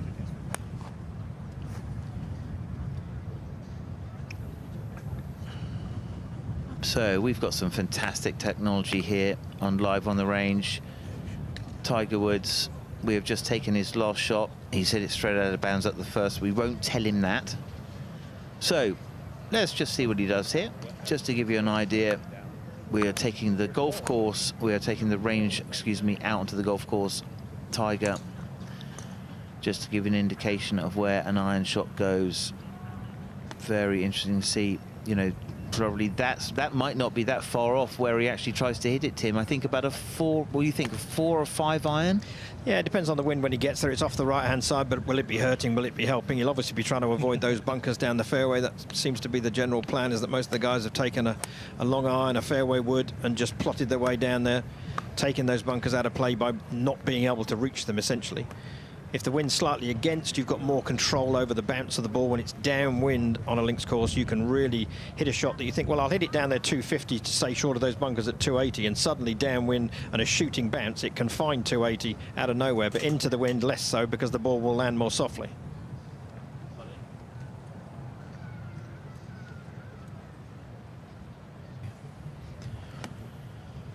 So this data is normalized, which means we take into account the wind, the weather. Here we go. That is Minwoo Lee. That is Matt Fitzpatrick. No, that is... Here we go. Tiger. The eyes. The stare. What is he thinking? I'm telling you, he believes he can win this event. Don't know how, but I genuinely believe, as he sees this week unfolding, he sees himself as the champion. No doubt. No doubt at all about that. He's always said, I will not compete unless I believe I can win, and he will have visualized winning. I say, other than the conditions being more difficult for his flexibility, being as cold as it is, he would kind of like the idea it's a really tough test out there. He can use the ground. He talked about that in his press conference. You can use the ground on a links course to chase the ball out there, so distance isn't necessarily going to be a massive factor. Not that he doesn't hit the ball far enough anyway. But he has all the creativity, all the shots, all the guile, all the course management to do well here, as long as his body allows him to do so. That's the big question mark. If he's going to win another major, Tim, I think it's going to be this one, yeah. I think it's going to be this one because of exactly what we've just talked about. You don't need to overpower, you know, an Open Championship golf course. We mentioned the stat earlier on that the last winner of an Open Championship to rank in the top 10 of driving distance was Rory, and that's 10 years ago. So you don't have to be massively long. You just have to manage your game well, produce the right shots at the right time, and if the wind gets up, control your ball flight, control your spin, be tidy around the greens because you're going to miss plenty. And he can do all those things. First appeared as a 3-year-old in a chat show hitting golf balls. Can't remember who that was. Jimmy Carson? No. I can't remember. Anyway, seems like, you know, we got to know him when he was winning US Juniors at 16, and he's sort of been in our households ever since. He certainly has, yeah. The last 25, 30 years, he's been the dominant player in the game until the body finally made things too difficult for him. It's going to be fascinating to see him plot his way around here this afternoon. It will. He'll be keeping an eye on the scoreboard, and he'll be looking, and he'll be thinking, my best buddy, Justin Thomas, just shot 3 under par, and I'm way better than he is. Way better? Way better than Justin Thomas. So what am I going to shoot? There's some great names up here. Adam Scott just shot 1 under par. Justin Rose just shot 2 under par. Well, again, that'll give him heart, because both of those guys, you know, are in their 40s. So if they can do it, why can't I? And we do see older champions in the Open to the other 3 majors because of what we've talked about, the course management, the experience, the knowing which pins to attack, which ones not to, how to plot your way around a difficult golf course, how to control the spin and the flight of your ball. So experience is more important, it appears, at an Open Championship than any of the other majors.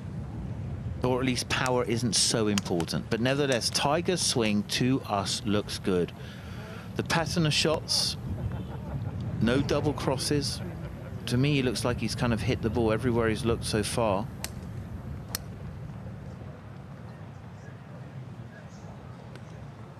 Working the ball, always working, never playing a straight shot, always working it in from something, a shot maker, Tim. Absolutely, yeah. You can maneuver the ball both ways at will, right to left and left to right, change the trajectory from very low to very high. And he will use all of those skills this afternoon. So if he's got a downwind hole off the right, then he can say, okay, big high draw here to maximize the distance off the tee. At other times, he'll want the low penetrating burner shot that we've seen him perfect, the stinger. A little bit more difficult for him to do that now than it was in maybe a decade or so ago. That stinger shot demands quite a lot of athleticism, so maybe a little bit more tricky for him. He used to have, a long time ago, really bad hay fever. I don't know if he still has that or not, but I remember him saying when he's walking, where were we walking around? It was hot, maybe at St Andrews. It was hot and it was dusty, and he just said the fescue grasses are like the worst thing forever for his allergies. His eyes were so swollen, he was just sort of absolutely losing it.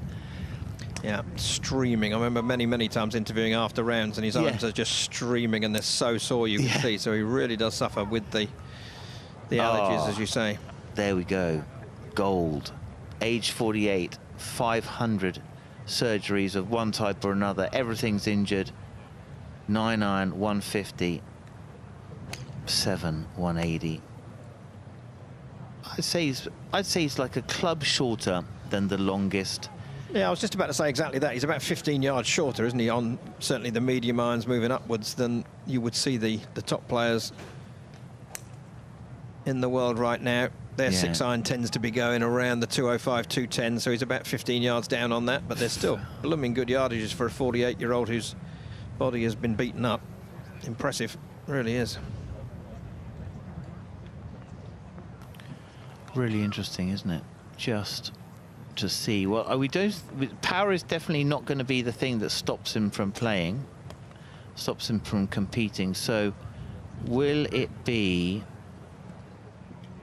just how little competitive golf he's played? Is that going to be a big disadvantage? Yeah, what is it? This is his 5th start, I think, 5th or 6th start this year, so less than 1 a month.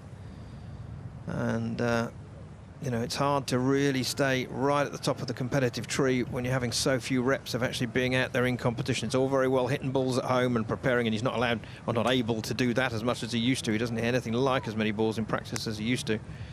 But to come out and be competitive when you're literally only starting once a month is difficult. Just seeing the controlled ball flight now. He's going for the stinger with the fairway wood, hitting a much lower flight, punching it down the fairway. Yeah, power has changed. I'm going to read you some numbers.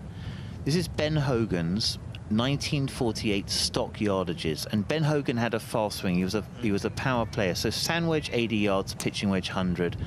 9-iron 115, 8-iron 125, 7-iron 135, 6-1 45, 5 155 yards with a 5-iron, 4-iron 165, 3-iron 175, 2-iron 185, 1-iron as you would expect 195, 3-wood 235 yards carry, and the driver 265. 6 iron was what, 145? 6 iron, 145. And they're now heading at 205. 205. And that is, and Ben, we estimate, looking at Ben Hogan's swing, that he wasn't that far off, like a 115, 118 club head speed. So it just goes to show that the technology has changed the game. I spoke to Podrick Harrington, as you did, who told us he's never hit the ball further in his life, and he's 50 years old. Yes, extraordinary. He's been obsessed with distance his whole life, and he literally has squeezed every ounce of speed out of his golf swing, and he's literally always worked on trying to hit it as far as he can. And Pete Cowan's a great coach for that particular respect, because he knows all about creating the right pressure on the golf ball and creating the right speed and the right way to do it for a man of Padraig's age. And he's still driving the ball, as you say, as far as he ever did, if not further, and hence he's super competitive on the Champions Tour, because he's one of the longest hitters. So I think he's won 8 times out there already. Yeah. And as a longer hitter, that'll stand you in good stead on the over 50s tour for sure. Ernie Els is another one. He just won at Firestone, which is an unbelievably difficult test. We've been pounding around there at the NEC and the World Golf Championships in the past. So young man that I coach, Richard Bland, won a couple of majors in a row. Again, one of the longer hitters on the senior tour. From an average hitter on the main tour, is one of the longer hitters on the senior tour, and really exploits that when he gets out there, and he's a great wedge play as well. So he's currently enjoying a rich vein of form. Yeah, that is great. Blandy, member of a fantastic club, the Wisley. Amazing grass range there. As good as it gets in the UK. So here we go. Tiger, driver. 173 as a reference, kind of PGA Tour average ball speed. Tiger, first shot, just under that, so he's got all the power that he needs. It's not going to be that he can't hit it far enough that he doesn't do well this week. No, that's absolutely for sure. 254 carry we can see on the board behind. Again, controlling the flight. I think I'm right in saying the new logo has got 15 dashes on it, which is one for each major, I think. Oh, I love that. I'm going with that. The new logo that he's got, 15 dashes, one for each major. That's how rumours get spread, isn't it? It is. I've just started one. Here we go.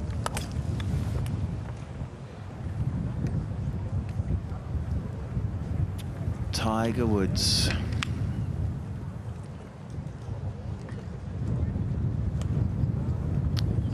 What are you going to do today, this week?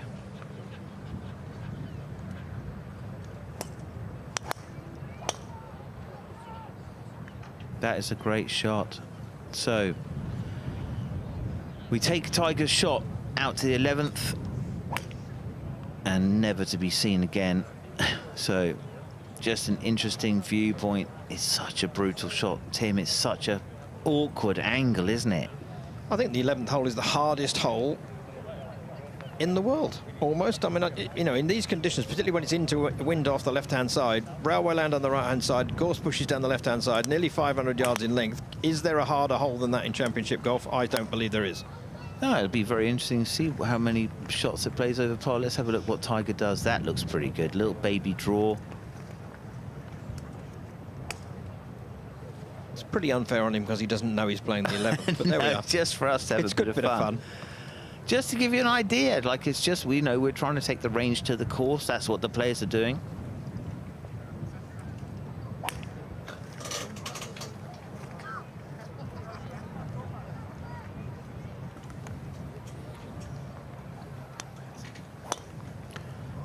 Look at that, lovely angles.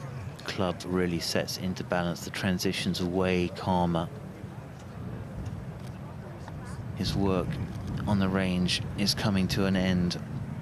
He is heading out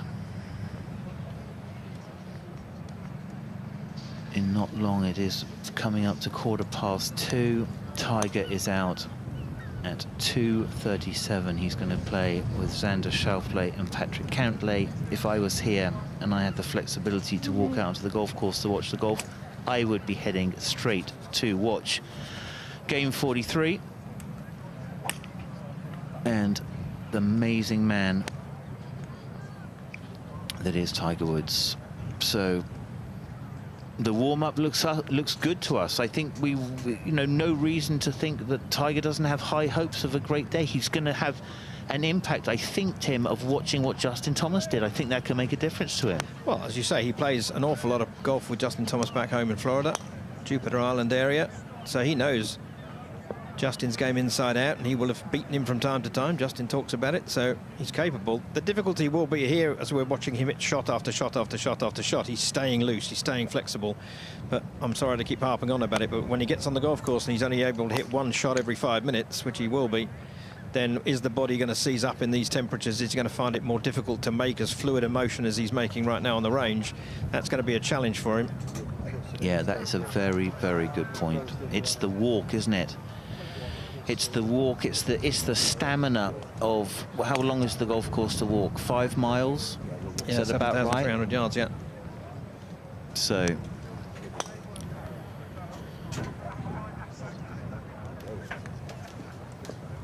Tiger closing down.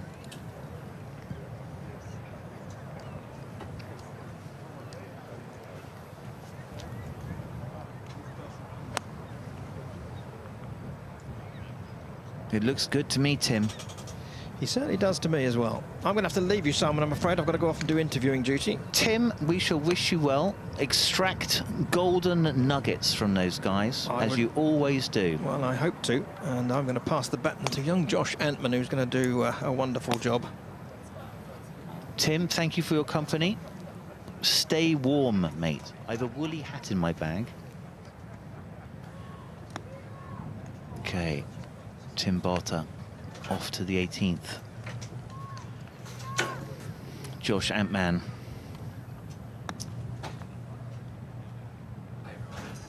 Just watching Tiger clip a few before he heads. Simon Holmes, good afternoon. Josh. What a time for me to come in. Yeah, well, this is the one. So this is interesting. So this is a routine he has always done.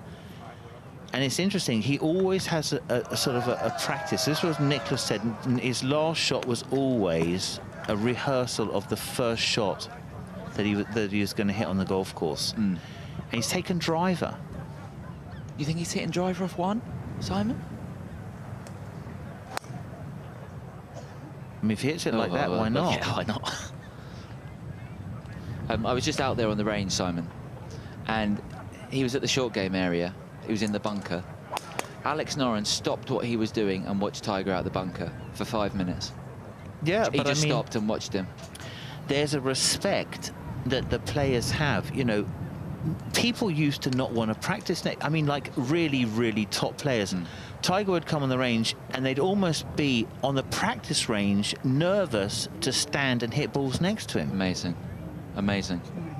But if you walk around, if you're on the driving range and he comes, it's a different buzz. It really is. He brings a vibe that's not the same. Absolutely. Rahm is amazing. DJ's amazing. Rory's got a buzz. Tiger's got a different buzz. There's more buzz in Tiger's buzz. And you know what? I was watching him hit bunker shots. It is on another level to most people. He would hit them very quickly, and the control he had on each one was extraordinary. So Tiger just must be thinking, just a couple of 3-woods off the tee, couple of good drives. Stay warm, Tiger, go well, and good luck. He is headed to the putting green, I would suggest, by the first tee. 2:37 he heads off. Tiger Woods, Xander Schauffele, Patrick Cantlay. That is some group. You know what? We know Tiger likes warm conditions. It's very cold out there at the moment. That's I've got a to say, disadvantage. a massive. The wind has picked up in the last half an hour, and it is very cold all of a sudden out there. I mean, it's not a bad day. It's not. Right. It's not at all. And there's 11 guys under par. Yeah. I looked earlier on, about an hour ago, here's a question for you, Simon. Between 11 holes 11 to 14, so those 4 holes, an hour ago, I've not looked recently, how many birdies do you think there were? Combined over the field? No. 6? No. None. 3. Over the whole field, between holes 11 to 14, there were 3 birdies in total in the field. That is how difficult that stretch is playing. And the weather's not that bad, and It's that's not the worst wind. Exactly. Oh, dear. Amazing, isn't it? What a great test. But we like to see this. Yeah, we do. Here it is. The driving range stands 5 minutes ago were packed. It's amazing, isn't it? Right? The driving range now stands are a third of that. The big cat has left the building. But what's interesting is 310, match 46, is Jordan Spieth, Scotty Scheffler, Cam Young. I know Cam Young's is down there. He's there in the green, Cam Young. So, just to give you an update of what is happening, confirmation, best score of the day so far, Justin Thomas, 3 under par, 68. There are some pursuers, but the golf course so far is winning.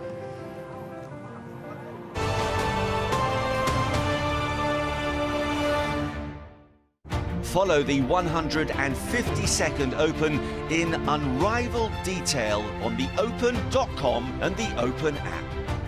Go behind the scenes with Live at the Range in partnership with HSBC from Monday to Friday of Open Week. Track every shot hit at the championship and get real-time statistics with ShotView, powered by NTT data. Get minute-by-minute coverage and expert analysis on the go with the Open Radio. Follow featured groups in partnership with Rolex throughout each day of the championship, and soak up all the action at the stunning 5th hole and the iconic postage stamp with the Par 3 channel. All streams live on RNA TV and the Open app, with a host of other content across the Open's social channels. Get closer to the Open wherever you are.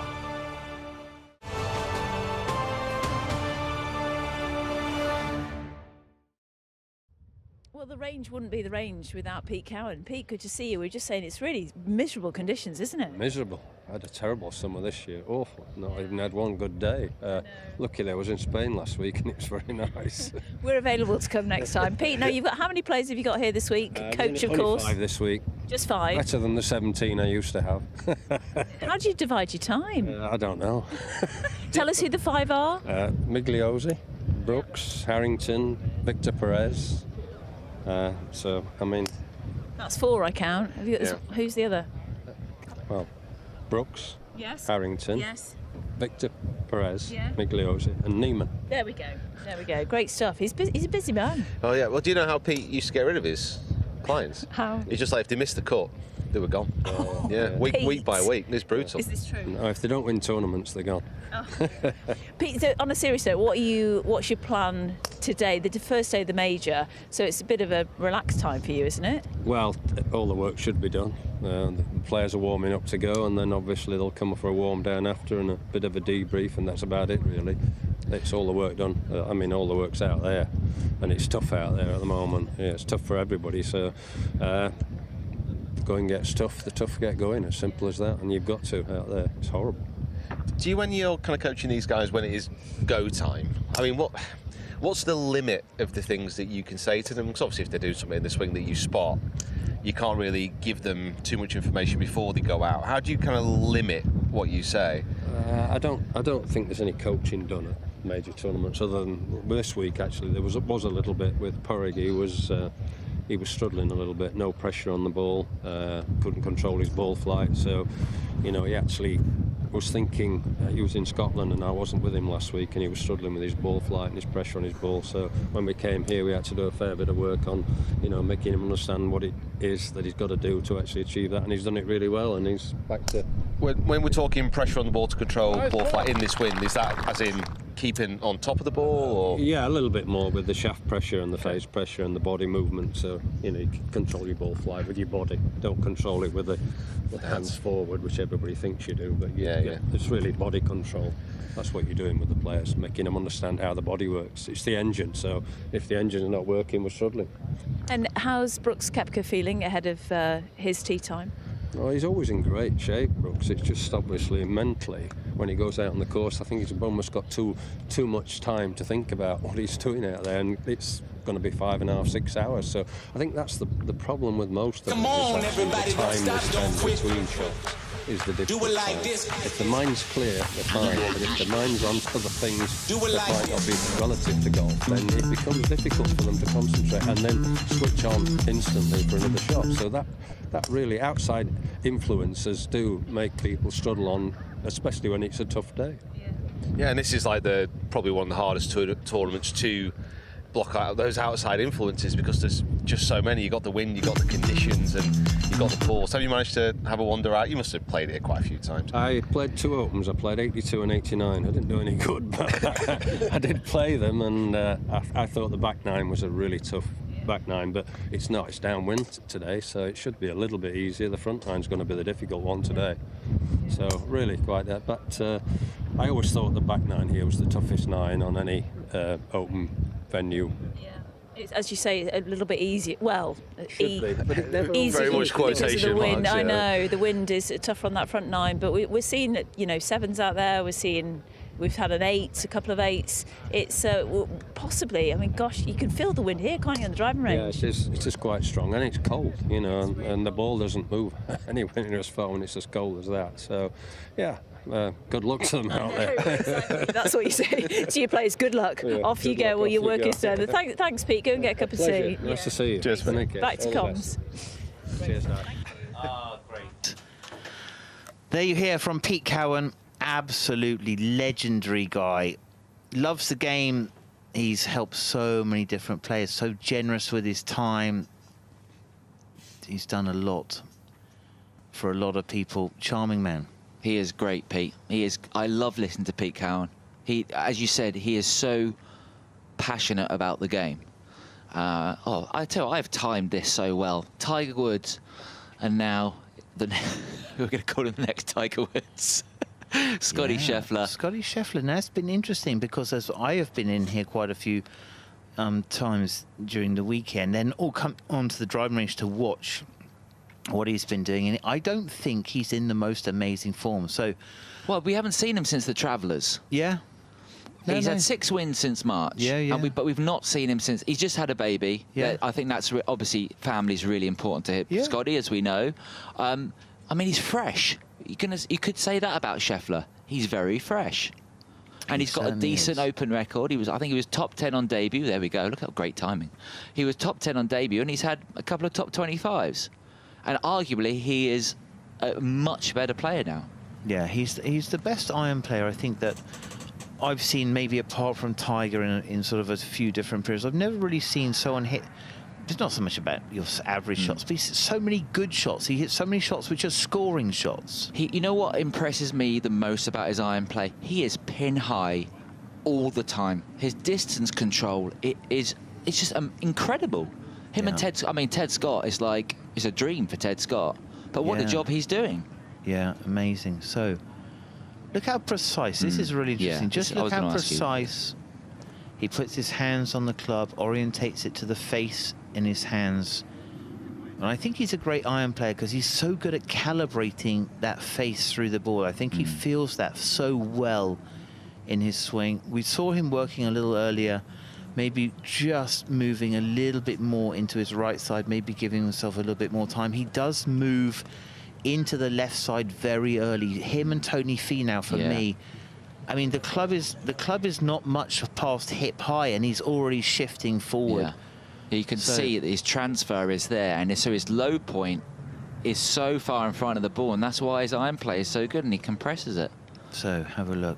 Lovely angles. Very tall guy. Doesn't look tall there, doesn't he? Well proportioned. High arm plane.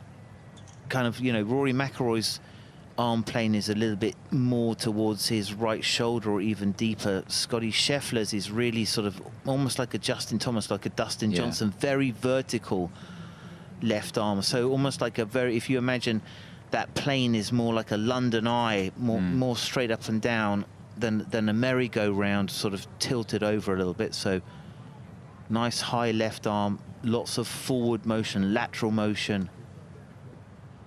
It's hard to tell from that angle, but he is so far left at impact. Yeah.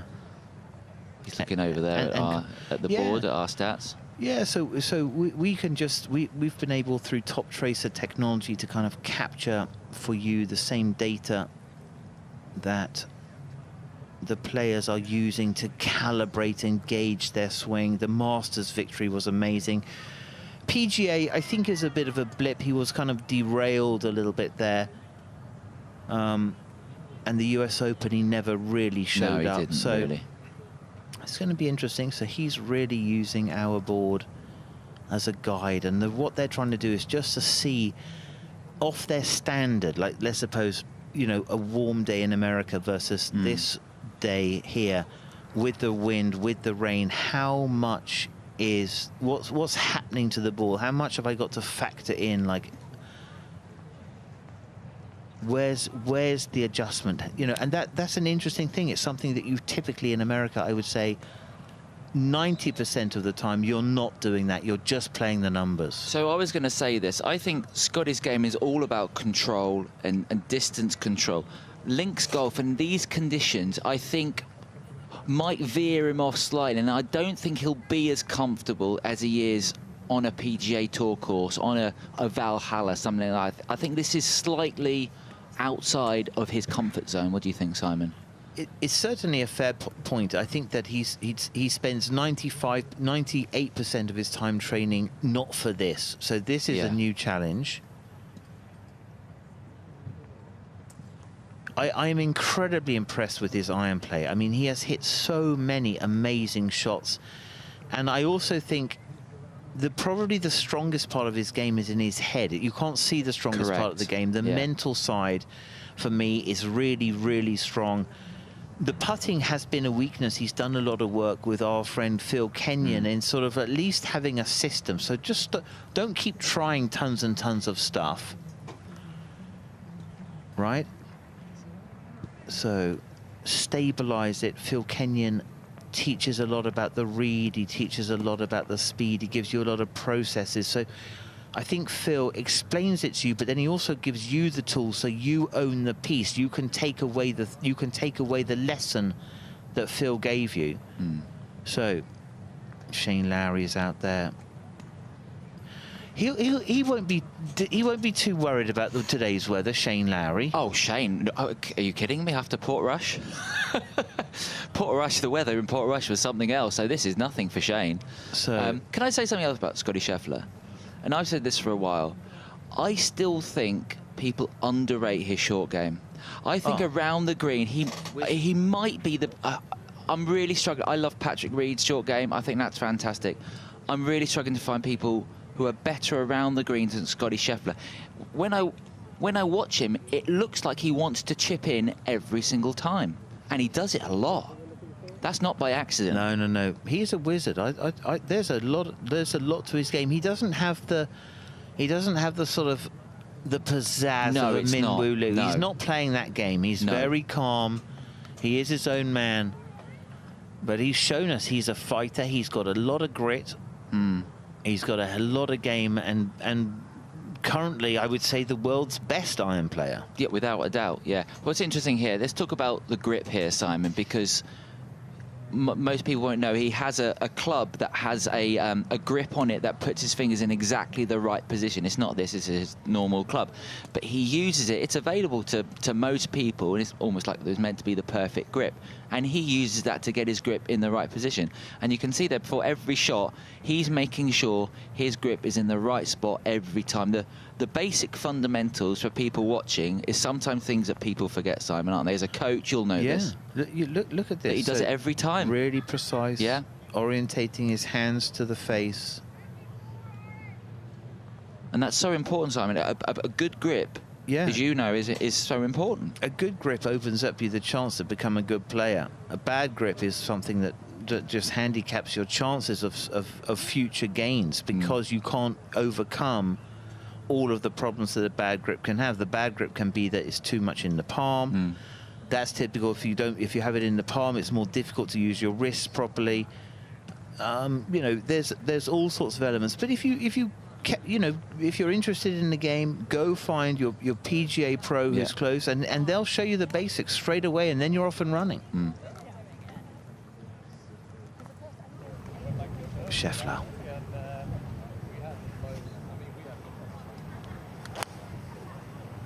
Using our top tracer technology, that is not a flight that he normally hits. He'd be a high ball hitter.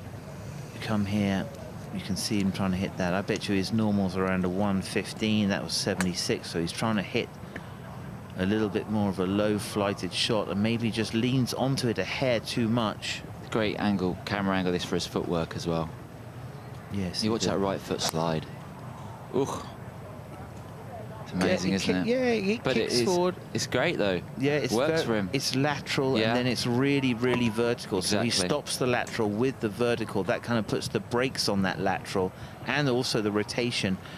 And he's just trying to work that ball in there from the left side if he can. Look at that grip again. Looks down, makes sure.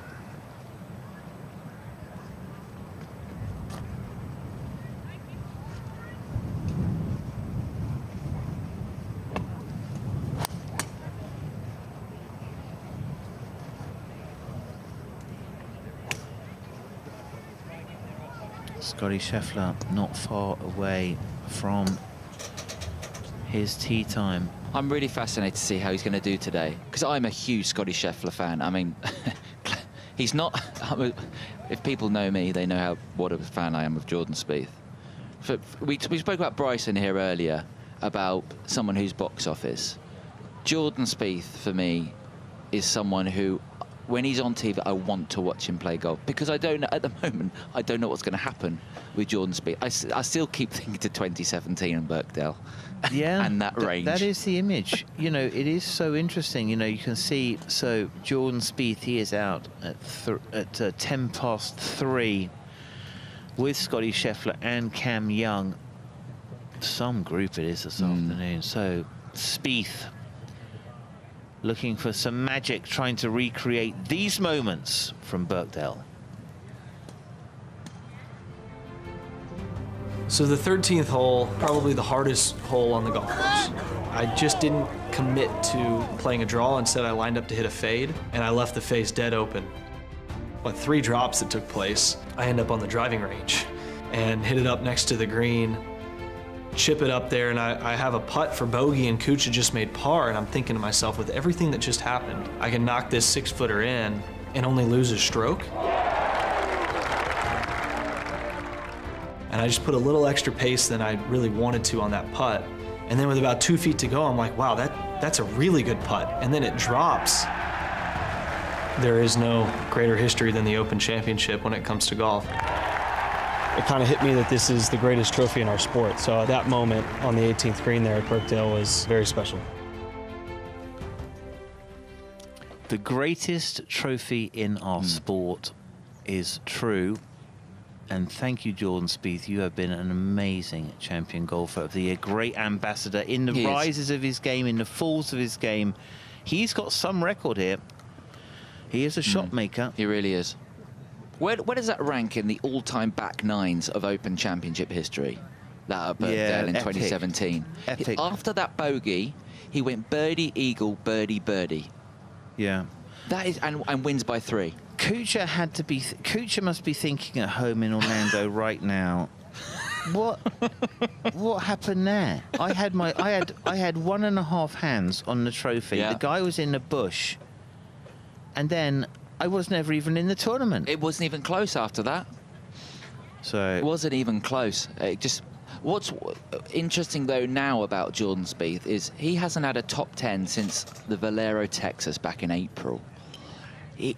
I don't know what's going on with his game. He doesn't quite seem the same Jordan Spieth at the moment than he was. He seems he wants to do a lot of tweaking, Simon. I don't know what you think. It's funny because I look at his swing, and if I'm honest, it looks better to me. Okay. Right, and I look at his driving. Can I ask, why does it look better to you? Yeah, so I think that, you know, the weight shift or the weight pressure. So I think he's a guy who needs to move a little bit into that right side so that he has enough time to open up. Right now, he's a left-handed guy playing right-handed, and I think sometimes if he gets kind of like too stacked or in the wrong address position, he's so centered to the ball so early that he doesn't have enough time to rotate open, and he gets stuck too square to it, and then he can be handsy. So that's what I see. So I like the fact, like when I first met him, and he was probably a high school player. Wow, that long ago. Okay. With Ollie Schneiderjans. Oh wow, what happened to him?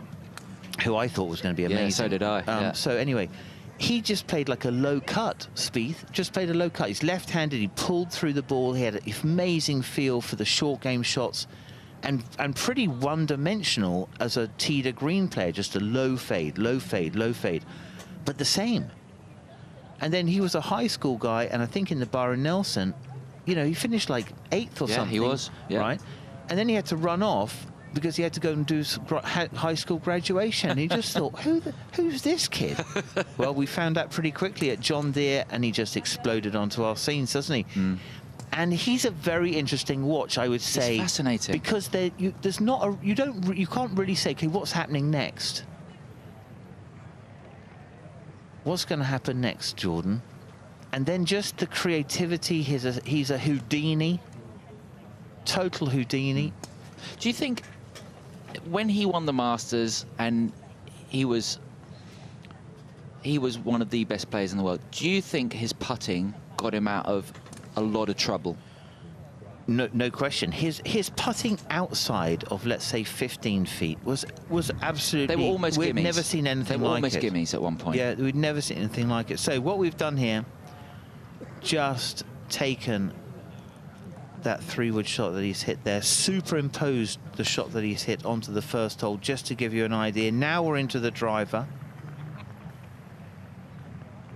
Right, so imagine you take a driver onto the first hole. We're going to be able to show that. Cameron McCormack, his long-term coach and really close friend through highs and lows, with the sunglasses on the top of the cap there. Now, here we go. Spieth with a driver on the first. Superimposed.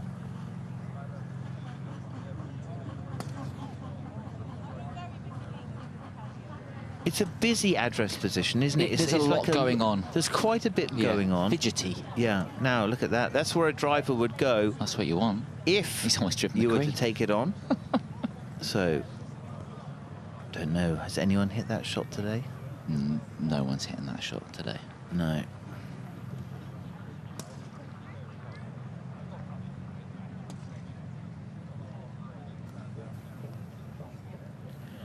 Yeah, it's interesting. That's an into the wind shot. So, going to be really interesting to see. And just the feedback, like, look how much chat he's got of telling Cameron what he's doing. I saw Spieth on the range yesterday. Mike Grello's caddy was there, and Cam McCormack was there, and he does chat a lot in between shots, and he's asking Cameron like this, and this. Micro adjustment questions. Yeah. So he's busy mind.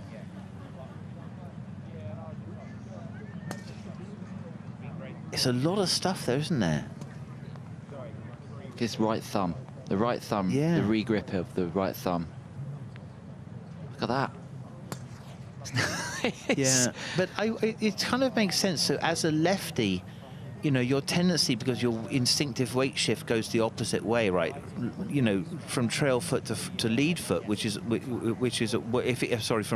from left foot to right foot.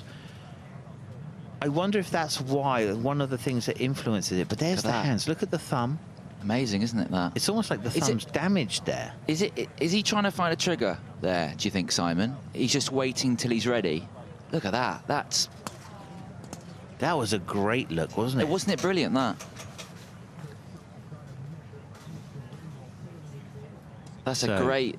The camera people are doing a fantastic job. Oh, and that was great to see, wasn't it? Yeah. Our camera team are the best.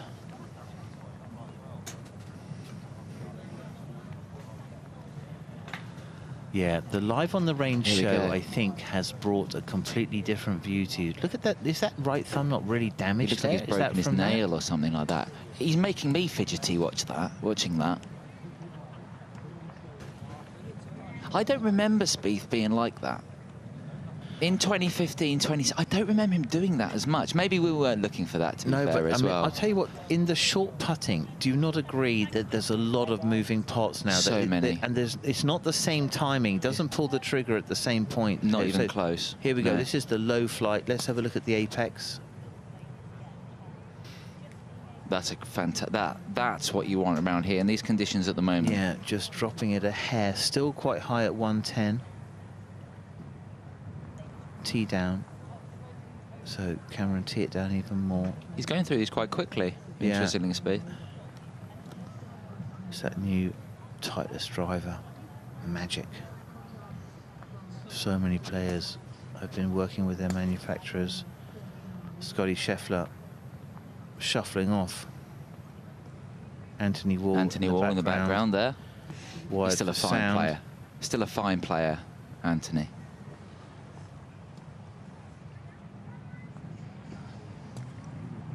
Spieth from driver to wedge. Scotty Scheffler walking towards us with his wedges, doing a bit of short game. Be very interesting to see how it works for him. The range has filled completely at the arrival of Tiger Woods and vacated, and it has done the same for Rory McIlroy. Those are, I would say, the two fan favourites. Shane Lowry has got a gang. Tommy Fleetwood's got a gang. Yeah, they've all got gangs. They've all got gangs. Yeah, that wind has definitely picked up in the last half an hour, I would say. So let's have a look where it sits. JT out there, 68. Alex Noren, Nicola Højgaard, Rose, Henley and Sepp Straka, all at 2 under.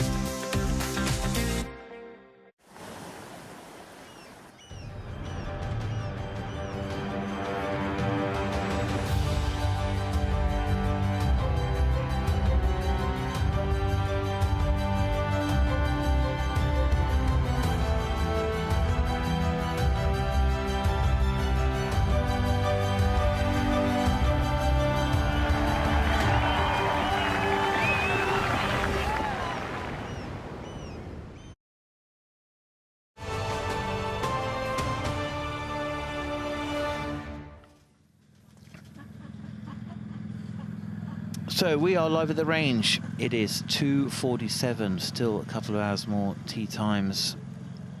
We have just said goodbye to Scotty Scheffler, Jordan Spieth, Cameron Young. They are now in the process of doing a bit of short game.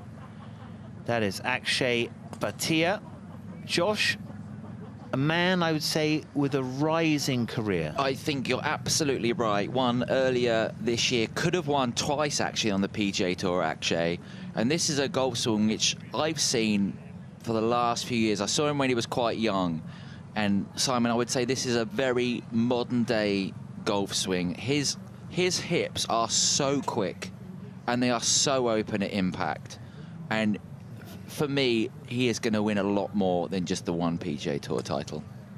Oh, I think that's right. So have a look at this. Oh, really to jump and release, isn't it? It's the dropping and rising of the pelvis that's really been shown to be like the kryptonite move for power. So if we sort of look at, let's see as he gets a little longer. Okay, Akshay. I think he's actually just playing holes. I think he and his caddy are just playing holes here, so he's just going through some tee shots. But watch his hip height there, and then as it drops and rises, so level and down and up. Can you see that? That like right down hip, and up. yeah, that right hip comes up and around really so quickly. Posts on that front leg there. But you look at his stats for the year. In the strokes gained stats, he is up there in nearly every single one. Strokes gained total, he's 10th on tour. Yeah, yeah. Oh, yeah. He's absolutely a flusher. So just going through some of the different shots, just trying to find the feeling, the adjustments for the day. You know, if you're, I think he's living in California. So imagine you're in California and then you come here. It's not the same. Interesting. This is his debut at the Open as well. I think this is we were talking about Scheffler with these conditions possibly leveling things out. I'd be interested to see how Akshay plays in these conditions on links course, because he won't have played much links golf. You've also got the likes of the Heritage and Pebble, but this is different. Yeah, it is. I think there is becoming on the PGA Tour a little bit of the same test each week, and then you come and the medium hitters are, you know, don't have many opportunities to kind of show their shot making. Brian Harman probably the perfect example, where David beats Goliath, right?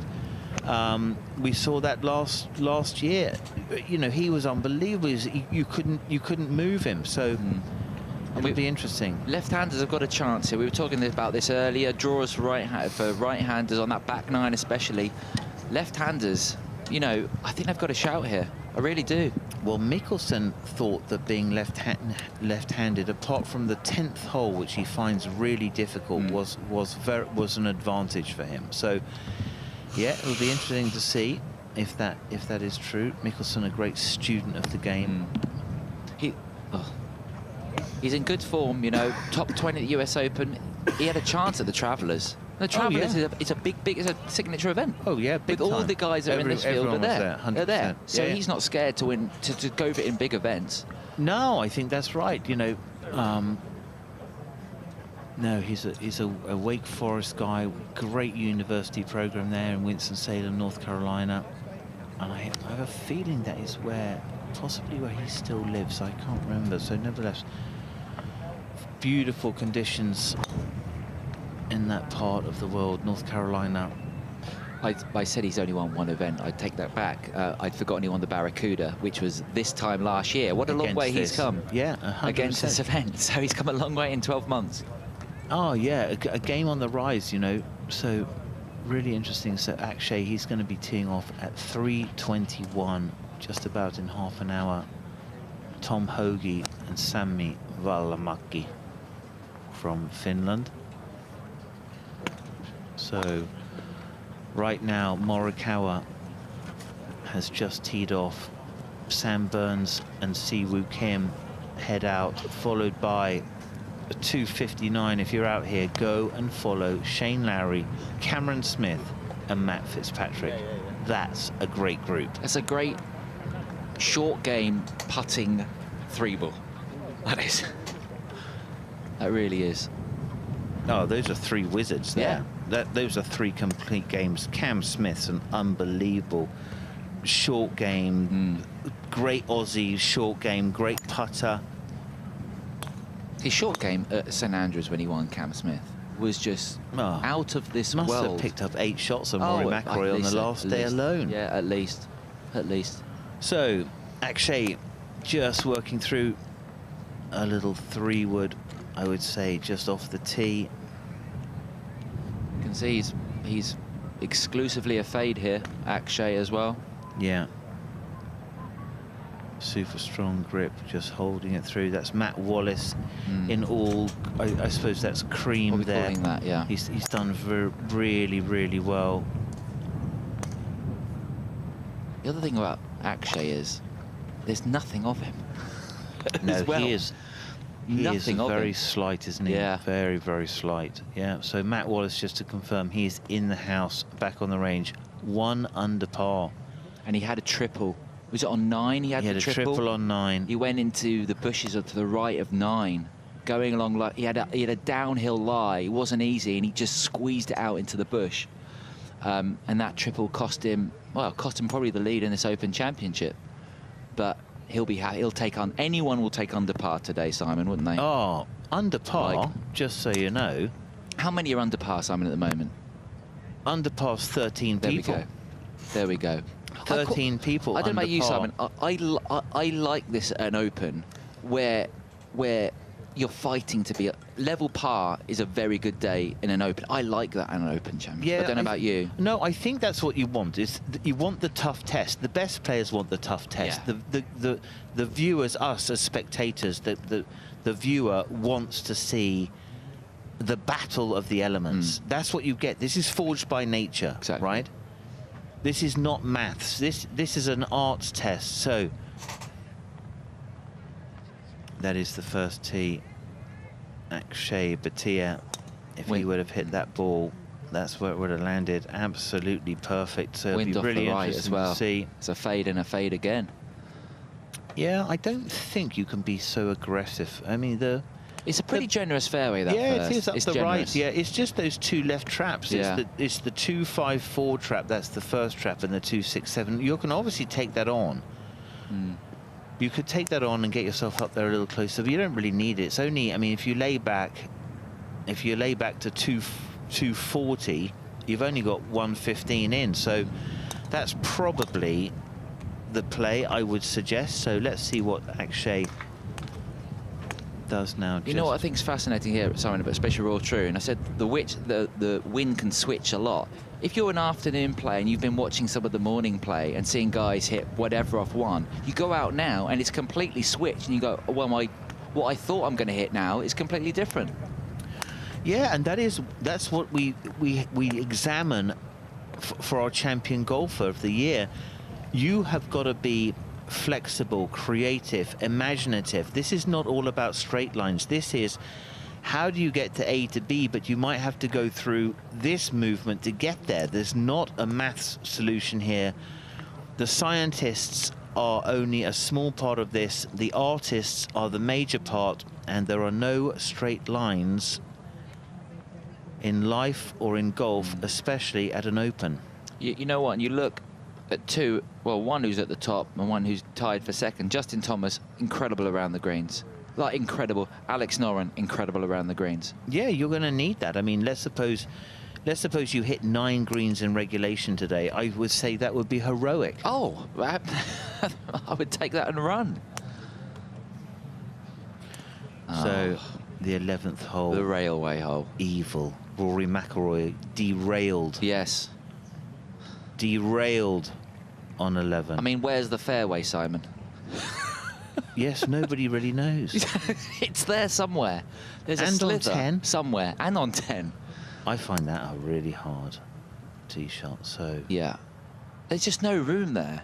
There's no room. It's the optics which are so challenging. You know, I think the optics is what fools people. You know, the golfer is not trained now to see the curve. The golfer is trained to see the straight line.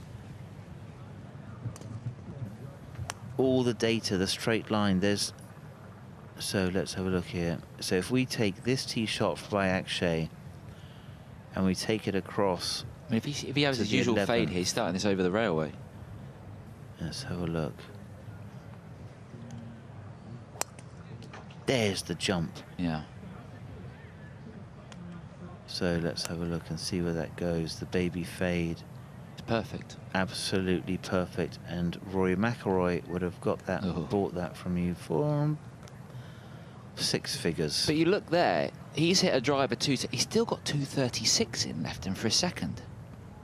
Oh yeah, but this is 5. It's a brutal hole. And in a series of brutal holes. 11 to 14 today. As I said, yeah, they're playing so difficult. 14, Justin Thomas, par 3. Justin Thomas has had a worldie, right? And he's 3 under par. So Jason Day, I can confirm, he is 1 under par. That is good news for Jason Day fans. Adam Scott. That brings a little warm, fuzzy feeling. Doing one for the older generation. Well, I'm part of that. Early 40s. And you know what? I remember Adam Scott when he played at Aronimink Golf Club in the US Junior, and he was like 14, and I watched him play. Who's this guy? Who's this kid? I know. I was like, oh, that is Tiger Woods. Justin Rose. Yes, Justin Rose. You know what? Justin Rose, well deserved. He went to qualify. He's gone to qualify. Justin Rose, as experienced as he is, just so you know how much it means to him, went to Burnham and Barrow, took his game down there, went up against the final qualifying, got through that loop, and here he is on the leaderboard. That is well deserved. Justin Rose, let's go all the way to the top. You know, he would say there would have been a lot of pressure on Rose at Burnham and Barrow because he was the biggest name in that qualifying by a distance, and you'd expect Justin Rose to qualify. The fact he did and he won it is something else. And then to go out today, bogey-free, I should say, in these conditions, that is, I know it was a 69, that would be like a 65 on other days, on other courses. Yeah, but you know what I like? The fact that he went, you know what? I'm going to play this, and if I have to qualify, that's fine. Yeah, and fantastic. off I'll go. Love it. Good as he is, amazing. That is being a proper golfer. Impressed by that. Well done, Justin Rose. So Akshay, clipping some little baby fades, and we wish him well.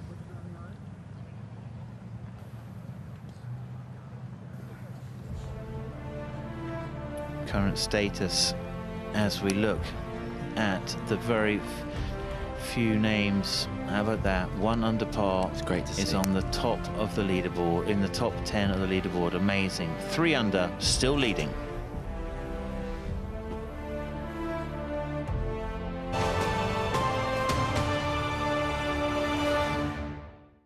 There's no way I should be here. I should be dead or in prison. I mean, how else would you gauge this? And a guy comes off of a cotton farm, you know, to become one of golf greats? Are you kidding me? He hit the flagstick, and the crowd erupts. He just stormed onto the scene. And he has put it in again. He's a magician. He's got it. I never had any dreams about going on tour. I didn't know anything about it. His story's amazing. His journey's amazing. What a great shot. We were poor. We needed money to buy food. Rufino, a 28-year-old broke. Didn't belong. I knew it didn't belong. It was unbelievable. And he put up with a lot. That past is so painful to him. I would like to forget it, to tell you the truth. Our culture has a short memory, and I think it's time for us to be reintroduced to the Camino. I'm playing for my life out here, you know? It is the American dream. Why, oh, why? He hustled the world.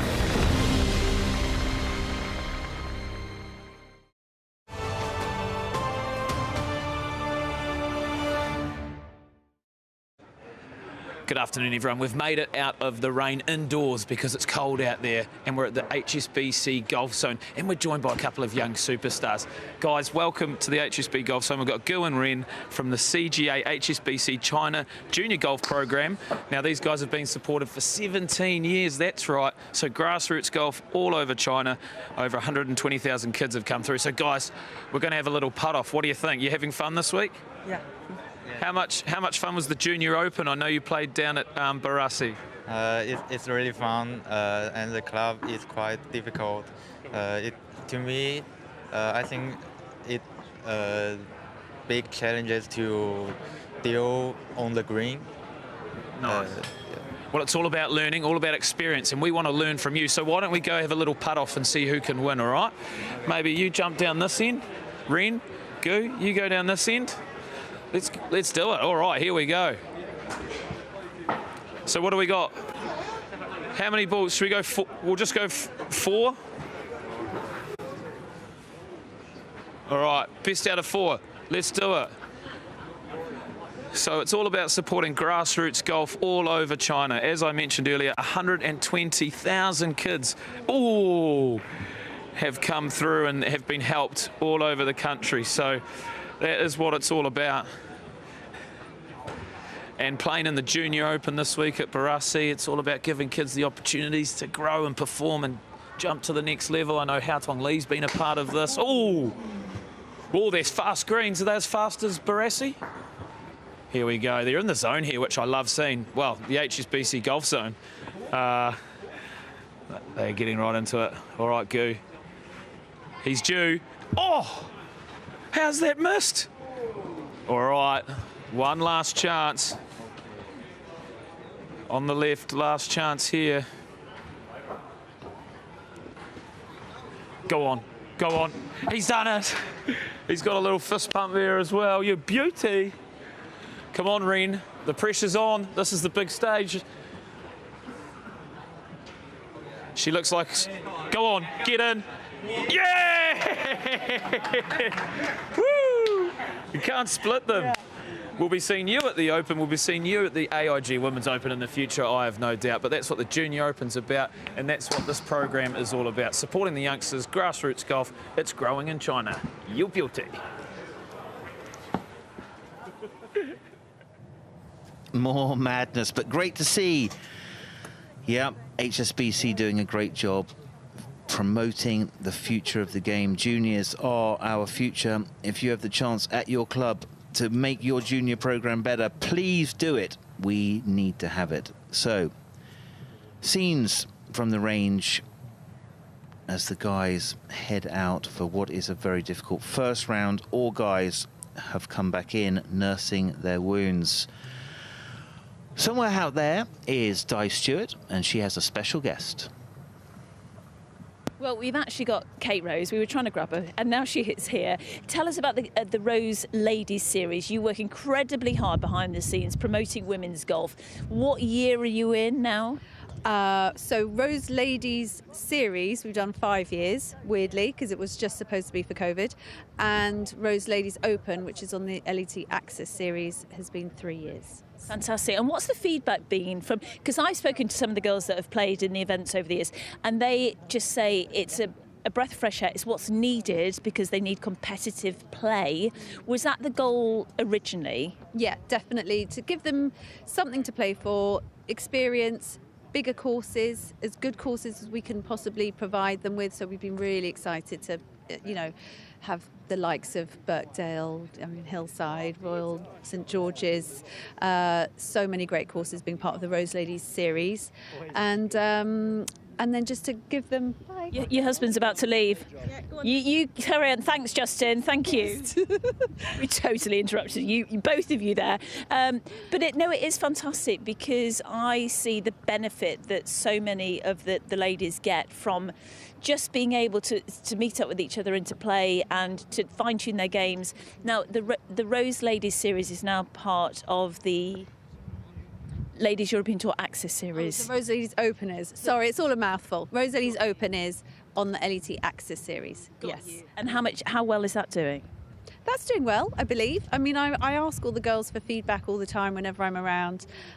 They seem to really value it, and it does seem to be serving a purpose. And then, you know, we're trying to increase the budget, increase what they can earn, and then also just increase their awareness, the media's awareness. And I think it's just all about getting their names out there, getting their stories out there, giving people at home an understanding of who they are, and, you know, then they'll want to root for them more and tune in more, and it's just sort of self-fulfilling prophecy that they'll get more coverage. So it's just trying to give them a little bit more platform.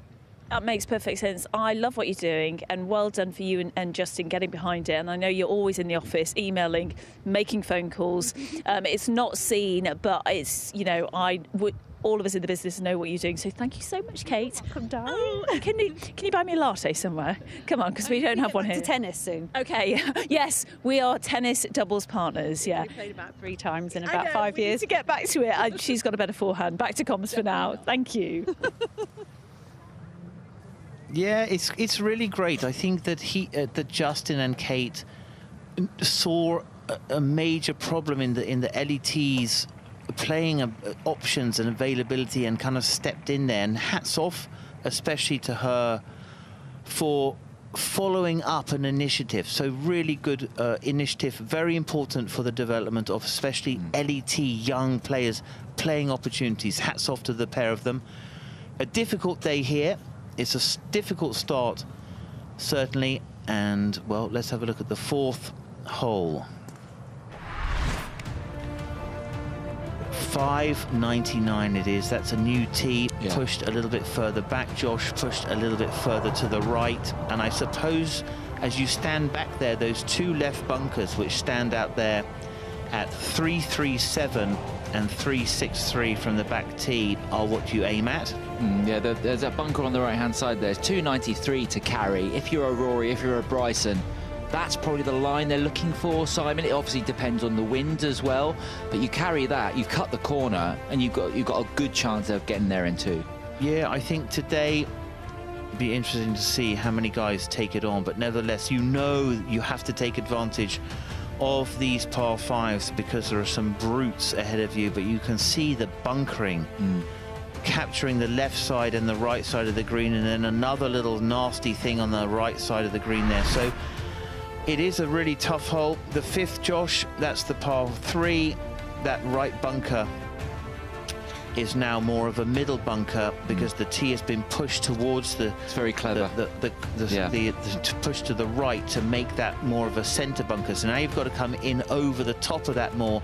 So those right pins probably way more difficult to access than they used to be, but look at the shape of the bunkers there. I mean, they're just like little plugs been taken out. I like that. Take us through the sixth. Yeah, sixth hole, par 5 at 623, longest hole in Open Championship history. They've extended this by 22 yards this week. That first bunker is 300 on the left-hand side, and 322 on the left. You've got that sole bunker over on the right-hand side.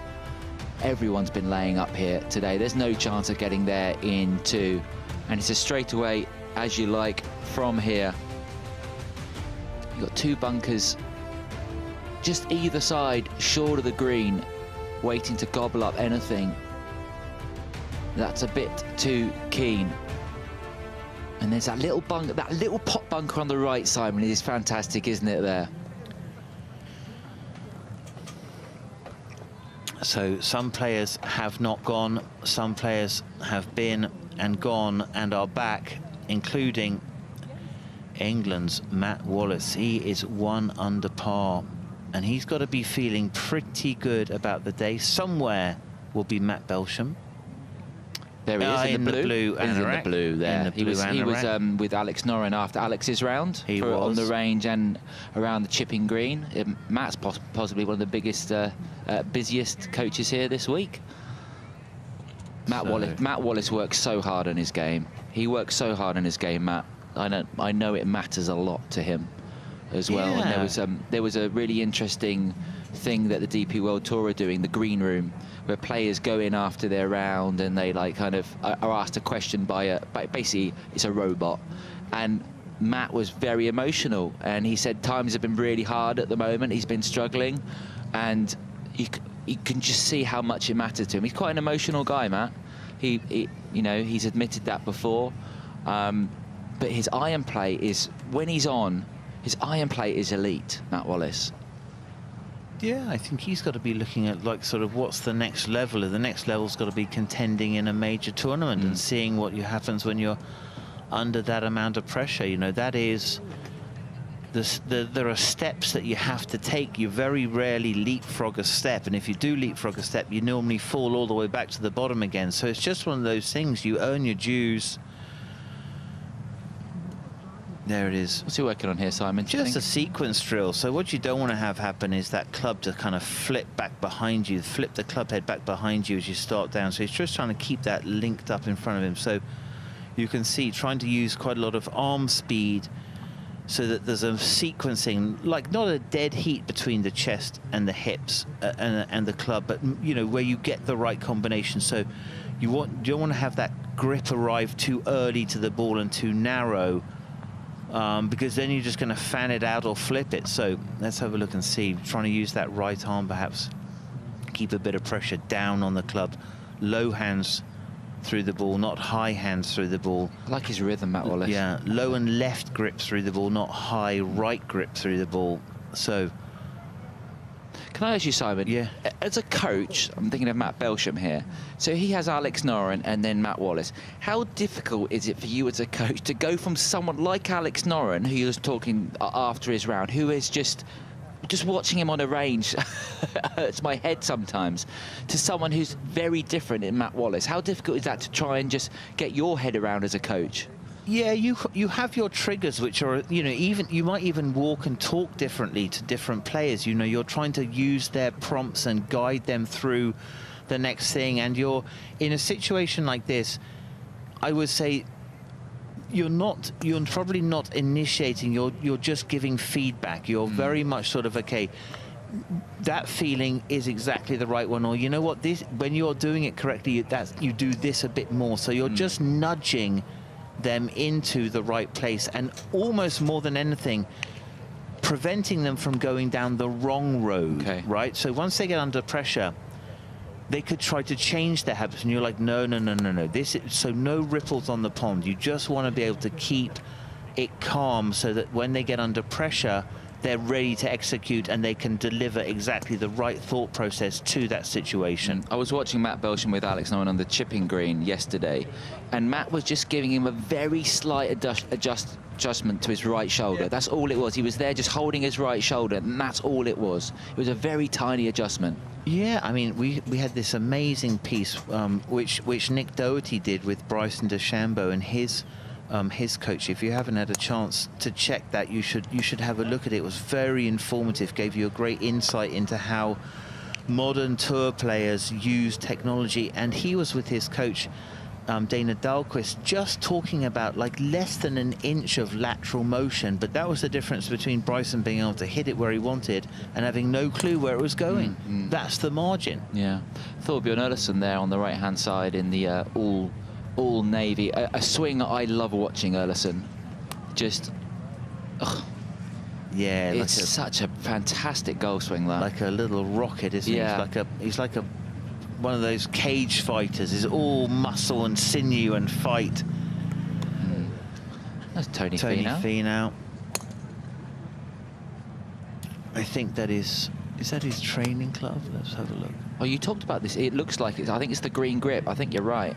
So, yeah, it is interesting just for him to make sure he keeps those hands ahead, doesn't get too scoopy through the ball. Level par round for Tony Finau today. Very strong. He will be so happy with that. Yeah, level par, you come in, you're in 13th position. You're absolutely pole position. Yeah. So for Finau, who's been and come back in, and now back on the range, there's his card.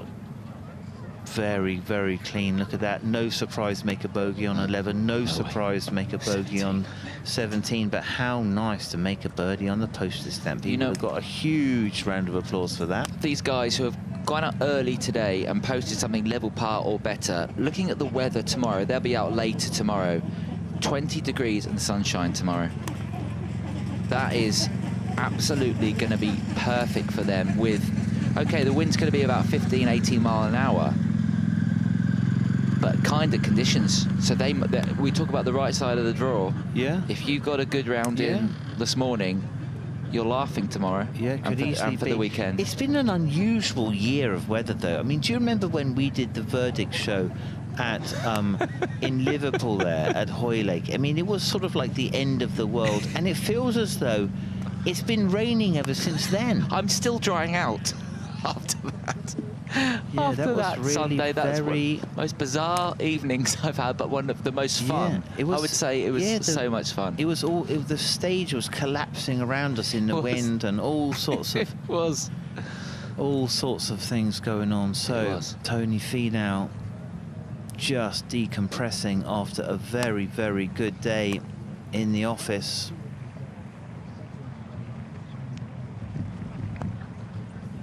Just light showers at the moment. Not really many umbrellas up. There's Liam James there. Yeah. Who is, talk about Matt Belsham being busy. Liam James has a big stable of players. Right. I think he's just helping Olesen there. Oh, yeah, I think that's right. Thorbjorn, yeah. So, Tony. He just looks chilled, Tony, doesn't he? So chilled, yeah. You know, probably the fastest hands in the game. Look at that big interlocking grip there. He's got huge hands, Tony Finau. And they hang down by his knees. Now this, I don't think anyone has hands as low as Finau. Simon, why are they so low? They are by his knees. Because they're about 9 feet long. There, so Tony working definitely on a wrist position, so really trying to maybe feel like that left wrist gets into kind of like a neutral position first. Almost like presetting his impact position in his backswing and then just trying to rotate his body. So looking for almost like speed management. He's so fast, he's almost got to manage speed.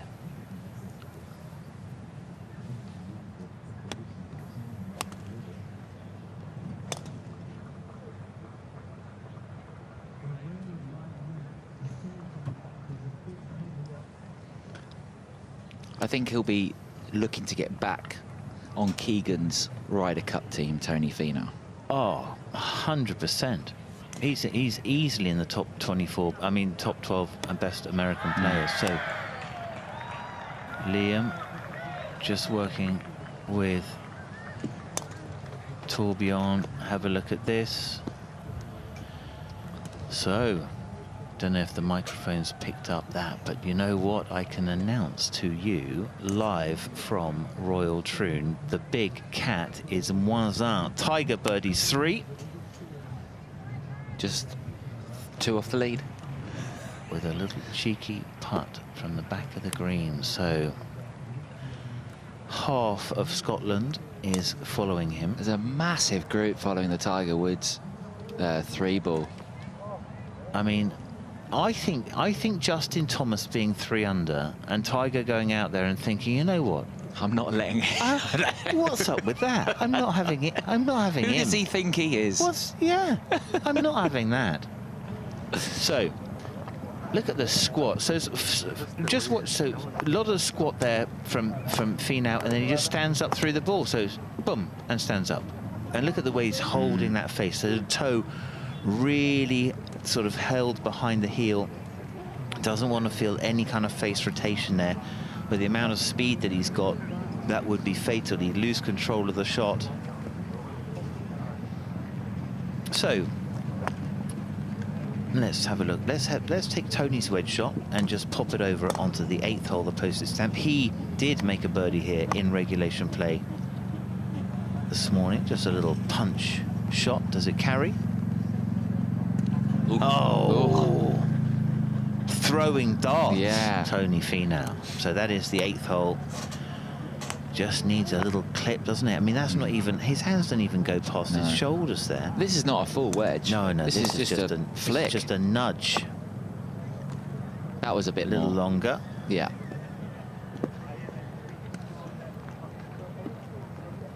Yeah, coffin bunker. Never to be seen again. He'd probably be the only person who can actually see out of there.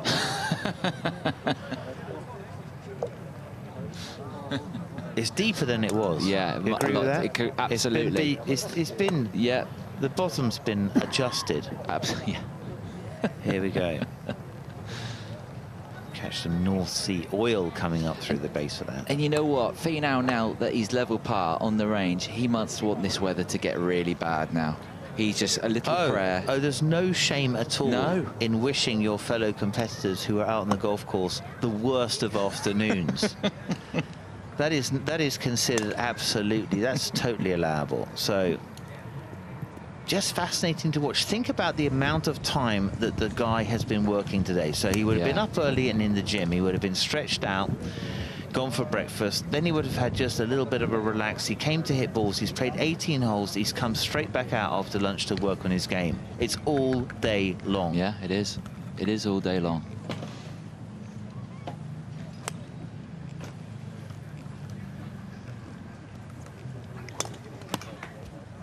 So we have been bringing to you all of the live ball data. Now that data has been captured by Top Tracer technology, and earlier in the week Peter Finch went to go and find out more about it.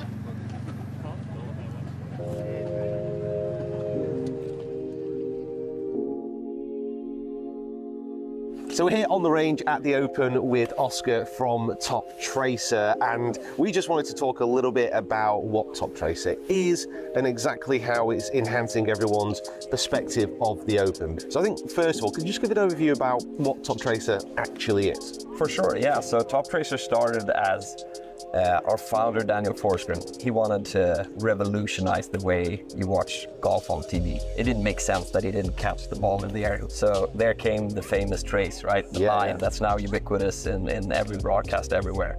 So that's how it all started. Our tech, I think it is probably at its best display at the Open, at a links course, where the weather is really affecting shots, hitting it low, hitting it high, curving it. Like, you can really show that trajectory. As the players are here on the range and they're striping their shots away into the distance, how does the Top Tracer technology actually see the ball, track the ball? It's pretty cool, right? There's no tech really out here. If we look behind us here, we have cameras set up here, and these are our state-of-the-art cameras. You can view these as like expert eyes, and they watch the ball flight. 2 cameras watching the same object, following the full ball flight, and that's how we produce the traces on the screen. So is it magic? Kind of is, right? I think this is probably one of the best things about the range as well, because obviously people in the grandstand, they're watching the shots. Yeah. But if you want to understand what the ball flight is doing and what those numbers mean, that's where they can see it pretty much instantly. For sure. From this iPad that Stu has here, he can literally pick any player here, put them up on the screen. This is the technology that we have at our 1,000+ Top Tracer ranges, same thing that we give the players here. But what people watching this are maybe more familiar with when it comes to Top Tracer is our broadcast technology. So we might just pop over if you're keen to have a look in the TV compound, because that's where some real broadcast magic happens. Absolutely. Let's go. So this is our humble abode. Here. Welcome into the Oscar. Thank you. Wow. Oh, wow. Okay. So my intrusive thoughts are really winning. Why does I press that? You want to do that? What would happen? Please don't. I just don't understand why. I'm not usually let near things like this. Can you explain why there are 5,000 computers in here? This is the place that makes the Open look as great as it does out on TV, right? Right, okay. These 2 racks here, that's what does all the broadcast work for Top Tracers. So these guys do the heavy lifting from everything that is captured by our cameras out on the course, relayed back here, and then fed out to all the broadcasts all over the world.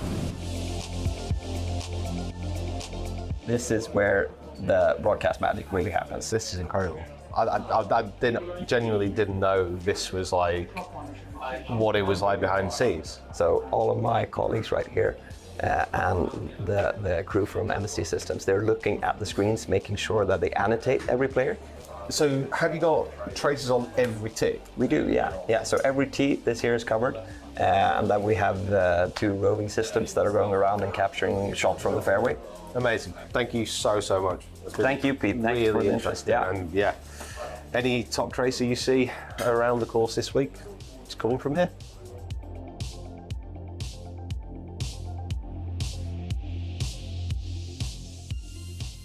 Well, it wouldn't be an Open Championship to not catch up with these 2 legends. Brian O'Driscoll, Tim Hemman. We're in the HSBC Golf Zone, and we've got a simulator with the postage stamp. It doesn't get much better. Boys, how much are you enjoying another Open Championship? It's always good being back here, and Troon is fantastic. I was lucky enough to play here about 6 weeks ago, and it was the 5th of June, and it was biblical weather. So I get a sense as to what those pros are experiencing out there, but it's fabulous. The swing zone here with HSBC, giving the next generation the opportunity to have a go at the postage stamp or a long drive or up their putting game, and they certainly will want to turn away. And Tim's standing over 2-footers. They're not going to learn a whole lot there, but it's always great to be back here. Not very nice. Now, I understand that you've had a few challenges throughout the day, and you're currently 1 up in all the challenges. So you can start this one, and Tim will chat while he lines us up. He's got 3 chances. It's not how you start, it's how you finish. And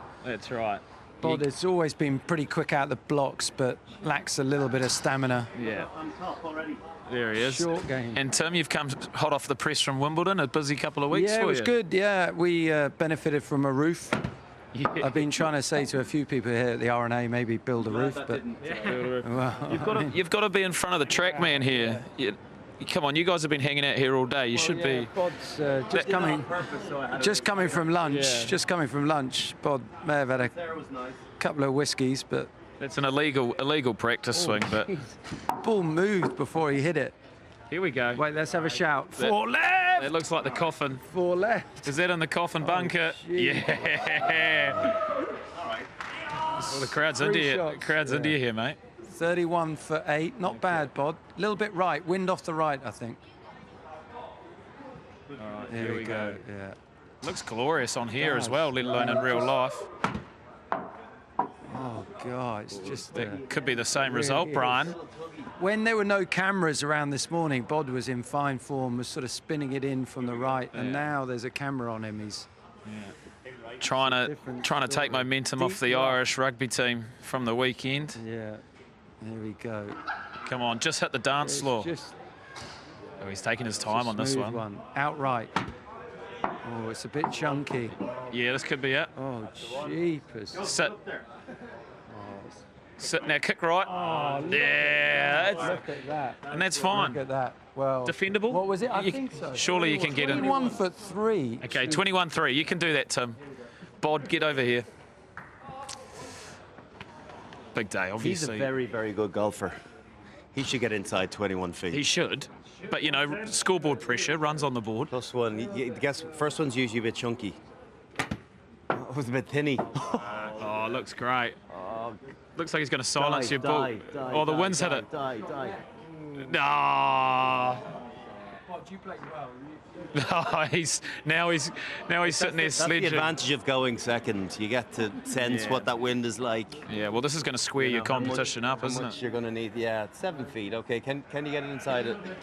And Brian, watching these pro golfers out here at the Open, how much do you enjoy seeing, I guess, another sport at such a high level after a big rugby career? I think you can only really get a full appreciation for how good they are when you're in close proximity. When we were here 5 or 6 weeks ago, Tom Watson gave us a clinic, and even, I think it's the late 60s, early 70s nearly, just even his touch still around, you know, fried egg, you know, bunker shots, just the small little nuances around how he did certain lies.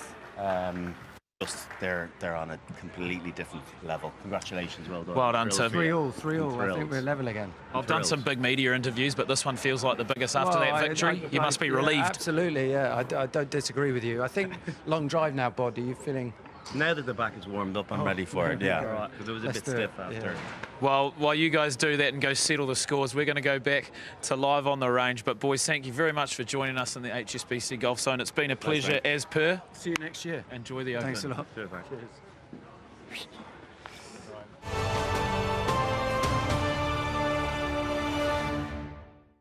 Follow the 152nd Open in unrivaled detail on the Open.com and the Open app. Go behind the scenes with Live at the Range in partnership with HSBC from Monday to Friday of Open Week. Track every shot hit at the championship and get real-time statistics with ShotView, powered by NTT Data. Get minute-by-minute coverage and expert analysis on the go with the Open Radio. Follow featured groups in partnership with Rolex throughout each day of the championship, and soak up all the action at the stunning fifth hole and the iconic postage stamp with the Par 3 channel. All streams live on RNA TV and the Open app, with a host of other content across the Open's social channels. Get closer to the Open wherever you are.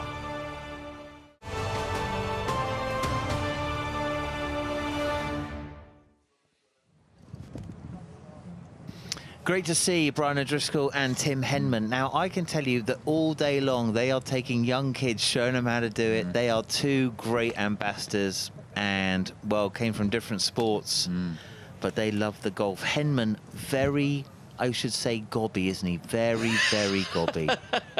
He plays off like 2, doesn't he, Tim? You know what? I love him, but if you go and play golf with him, you need to have those noise cancelling headphones. That is absolutely crucial. So, charming man you need noise cancelling headphones. Now, a man who has been and gone and come back, Bryson DeChambeau, he is +5, and I should say unimpressed with his day's work.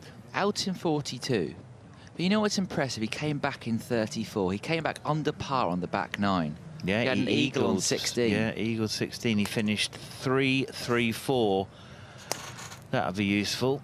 So he was working hard, just trying to get the right pattern of shots. This would be fascinating. I'm assuming that's Dana there in the hood.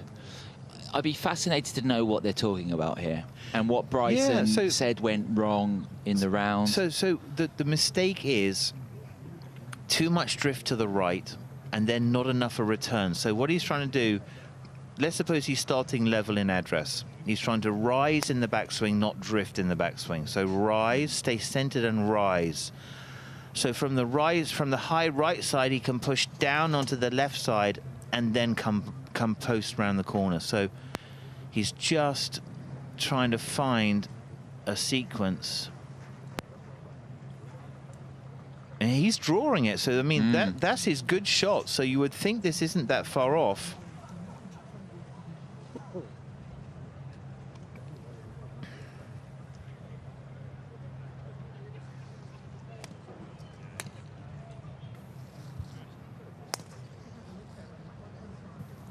Now, I know he likes that, so if he can draw it that amount, that he feels as though he's got the sequence in the right space and he can deliver it. So there's a lot of talking here from Bryson to Dana. There's a lot of chat.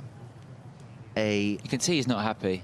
No, he'd be disappointed with that. A difficult thing for Dana, just to sort of like calm him down and make sure he doesn't go off track and change the plan in his frustration. So it's like Bryson can't work out, but I'm guessing here, just looking at his facial expression, he can't work out why it went wrong today. No, I believe that is exactly right, Josh. It's just a case of sort of like, how was it possible that I didn't execute today? You know, where have I missed it? Like, so they're looking probably at some notes there, looking also.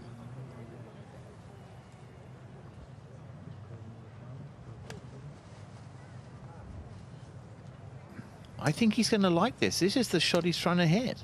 So how can, if I do it here, I can't do it out there? There we go. Oh, it's either a double-decker or a boost. Scooby snack. That's a Scooby snack. I tell you what. This is a good chat. Americans having chocolate from here. No, you know what it is? That they like the chocolate tastes much better. It does. Of course it does. Yeah. Have you had Hershey's before? I can't possibly comment. I have. But I know Americans love double-deckers, by the way. The chocolate bar, not the bus. That's exactly right. Yeah. I can tell you the big Scooby snack fan is the Snickers bar. Ugh. The Snickers bar. It's always a top 3 for me. Here we go. So. See, there we go. That's the one. Yeah, he likes that. Yeah, and does that come back? Yeah, I think he's trying to close it down. So if he can start it right and kind of get his, like if you imagine there's a hula hoop around you and you're trying to get your hula hoop to start on your start line, he wants his start line to start a little right so he feels like he can draw it. And that's his happy place. There's a lot of chat, a lot of young fans behind him. He keeps looking down at his GC quad there. So I think Sir Nick Faldo must be nearby because I hear someone singing happy birthday. Ah, it is his birthday. Yes, correct. Sir Nick Faldo, happy birthday, wherever you are.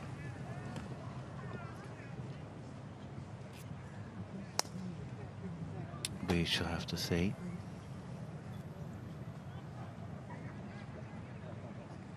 This is really fascinating to see someone who works out everything so meticulously, not knowing why it went wrong. No, but I mean, that is the frustration of the game, isn't it? If you remember last year, we were at Hoylake. I mean, the last guy on the range throwing his drivers down the range in frustration was Bryson DeChambeau. I wouldn't be surprised if he's here till dark. At 10 no, o'clock. he can hit some balls. You've got to be able to manage his enthusiasm or his frustration to get it right. What I'm saying is,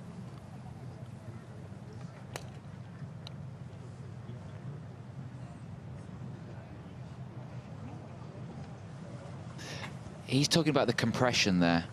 He's saying you need the compression to change, is what he just said. And my lip reading's not great, but that's what he just said. Yeah. So do you think you think there's something wrong with the club? The clubs, do you think?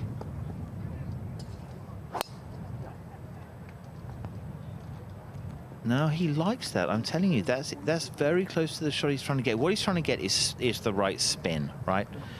He's having a problem that he's getting too much spin, and therefore his shots are stalling. So, do you think it's anything to do with the ball being wet at all? Yeah, The possibly, water between the ball and the club face?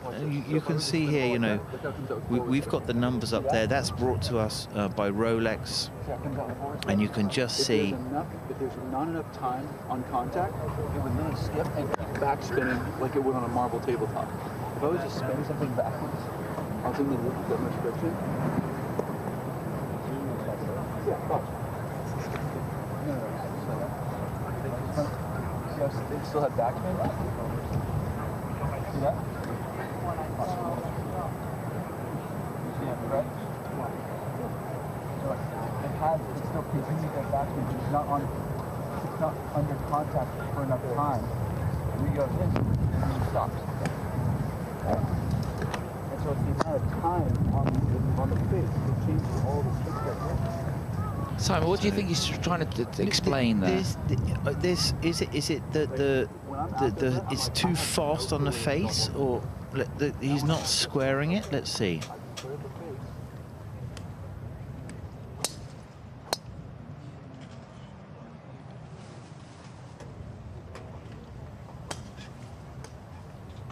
I think you're right. I think he's talking about the spin here. Yeah, I met him during the warm-up here, and what he's trying to get is the right attack angle, the right strike to drop the spin. I think it's when he's. That's good. Perfect. You see how that's like a rainbow flight there. So that's a lower spin. That'll be longer. He's saying there's too much spin. Yeah. So it's been left further, however. I mean, there's the ball manufacturer, so he's just thinking about, you know, in this weather, is this ball reacting how I think it's going to react, and is there a ball which would react better? So he's on a left dash. His ball is the hardest of the balls. So.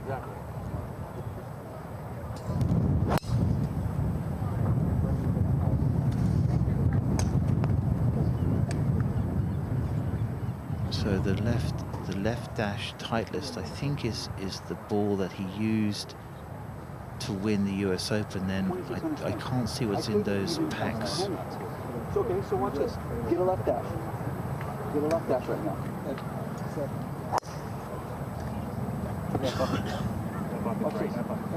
Yeah, that's better. No, watch this. Left dash. This is fascinating to listen to, for me. Yeah.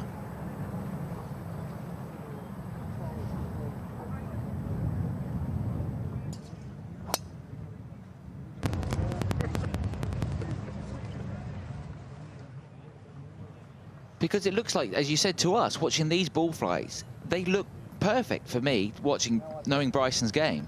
I think he likes those ball flights, so it is interesting. There is something definitely in which ball is going to give him the thing that he wants. I don't know if we can. So we don't have amazing audio, but he's basically got he's playing a Titleist golf ball. That's his. That he believes gives him the best control, gets him the best performance, and he's just trying to get the spin rates correct. So maybe he's looking for something which is unique to these conditions. That's a part of the adjustment of coming from the US tour to play here. Maybe when he's hitting the ball down, he's maybe a little bit steeper, maybe hitting a little bit flatter, or hitting it lower in the face if he tees it down and getting too much spin.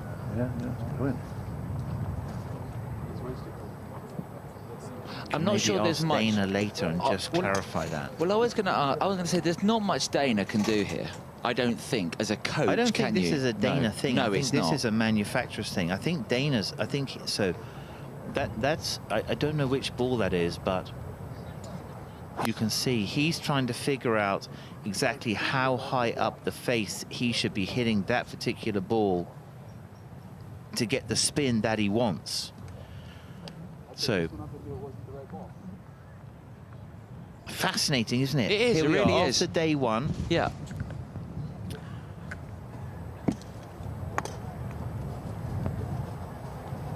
A question mark on the equipment.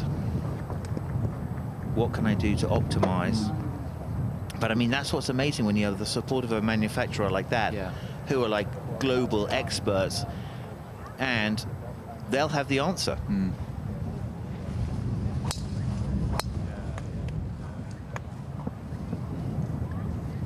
I don't think he's that dissatisfied with that. I just think he's trying to sort of make a point.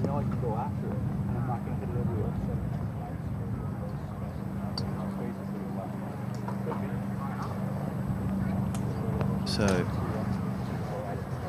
crazy, dude. My understanding is he is playing a ball which is called the left dash, Pro V1 left dash. Hardest ball.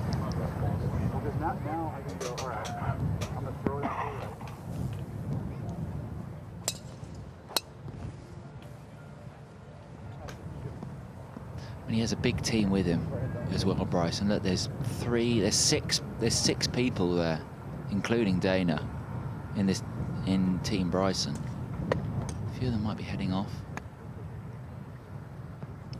So I mean, this ball is high launch, low spin. It's a customization, very similar to the Pro V1X.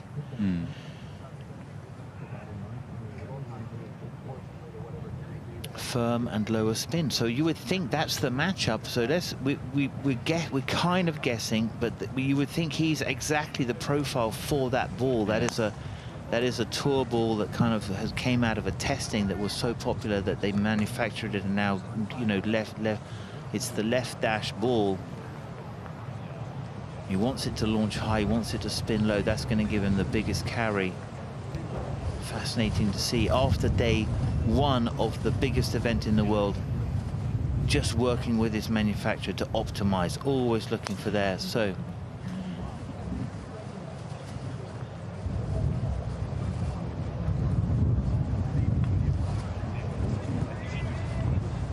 They've gone interesting. He's gone to get more balls there. No, we don't know which ones they are. New balls. He might need 3 or 4 buckets. Here we go. Bryson DeChambeau. Amazing. Endless. In pursuit of the next upgrade. Speaking of upgrades, where could we find our buddy George Harper Jr.? Let's see where he is. Okay, on me? Yeah. Welcome in, guys. This is the show you've all been waiting for. George Harper Jr. in the gym. Doesn't get much bigger and better than that. But look, let's be honest, the facilities here at the Open are simply incredible. The players have their own gym facility, so it's always nice to pop in and see all the technology and see what's available for the best in the world, because they have to keep fit, they have to keep flexible for every round of golf. You'll see a lot of players come in here after their rounds. You've got all your dumbbells, everything you need, your weights, your yoga mats, some bench pressing there, some seriously big bits of timber. That's too big for me, 100%. But look at the state-of-the-art facility, all on their doorstep. It's all about trying to help these players perform to the best of their ability, so no stone is unturned. When we go into the players' lounge later, you'll see all the food and dietary requirements. It's all spot on, every every inch, every little bit is there. Sanjay's here joining us. Look at all the gear they've got. Hey mate, how are you? Looking strong, looking real strong. Stuart Sink coming in for a little stretch. Looking good. And now this is post round as good as it gets. Shuby. Oh, this looks like more like me rather than that end of the gym, doesn't it? You look like you need this as well. Mate, what are you up to here? Run us through your post-round sort of process. I need more relaxing today compared to normal days. Yeah. It was just really tough out there and still is quite tough out there. So these are these compression pants. I actually don't use them. My caddy Lyle uses them more often. You can see him sleeping on the side. He's having a great time. And they just kind of compress, as the name suggests. It just compresses the legs, gets in more blood flow. And yeah, I'll go see my physio after this, so it's all relaxed. I guess everyone talks about how difficult the links conditions are, but it's also difficult on the body, isn't it? And the mindset. It's a big, long, windy, tough week at the Open, isn't it? It is. I guess that's part of the challenge when you're playing the Open, especially out of all the majors. You got to be prepared. You have to layer up. Obviously, have all your energy for 18 holes, and the wind and the cold doesn't help either. So you can see all of these guys coming in, working out, and relaxing and getting their energy for the next few days. And I'm trying to do the same. I'm not working as much as these guys, but this helps. Nice. Well, I'm going to let you relax because I think I might fall asleep with you if I stay down for too long. Oh, geez, the old bones. But let's go to the front here and see these young gentlemen who have been looking after the weights room so well. How are you going? Luke, how are you, mate? I'm very well, thank you, sir. What's it like sitting here helping the best in the business? Pretty surreal, to be honest with you. I think both of us will geek out on training stuff anyway, and seeing the best in the world has been unbelievable. Yeah, what's so important about, I guess, having these facilities for these guys and making sure it's all picture perfect, bang on? I think just keeping the space clear, and then any help that these guys need technically. So many of them are well versed in this area anyway, so it's quite an easy job, to be honest with you. Very nice. Well, it's an easy job for them. It's an easy job for you, but it's intimidating for me. This is amazing to be able to come back and show you guys all of this. But for now, we're going to pop back out. It's too much time in the gym for my liking, so let's go check out somewhere else behind the scenes. Boys, thanks for looking after us. You can probably crank that music back up and we'll get the blood pumping. Yes. Amazing scenes in days gone past. It used to be a gym and tonic, and now you pump it in the weight room. Bananas, water, hydration, things have changed. Josh Outman. Yeah, absolutely. I'm a regular now at the gym as well. Not quite like these guys. These guys are super impressive. It's a different game these days, as you know, Simon, compared to the early 90s, mid-90s. When you were coaching the likes of Faldo. It's a different sport now. Yeah, it is. Faldo was fit, though. I got to say, he had the same fitness as, I think I'm going to say it was an Olympic rower. He was the same fitness as an Olympic rower. He really was amazing. So, yeah, Norman was fit. Gary Player was the poster boy for fitness. But Tiger Woods changed the game. He demanded, if you stepped on the tee with him, that you rose to the occasion. So it's fascinating to see how day one has evolved. And I can tell you from the golf course, courses winning, the conditions have definitely impacted the scoring. 3 under par, Justin Thomas still leading. That'll be tough. That'll be tough to beat. That'll be tough to beat. So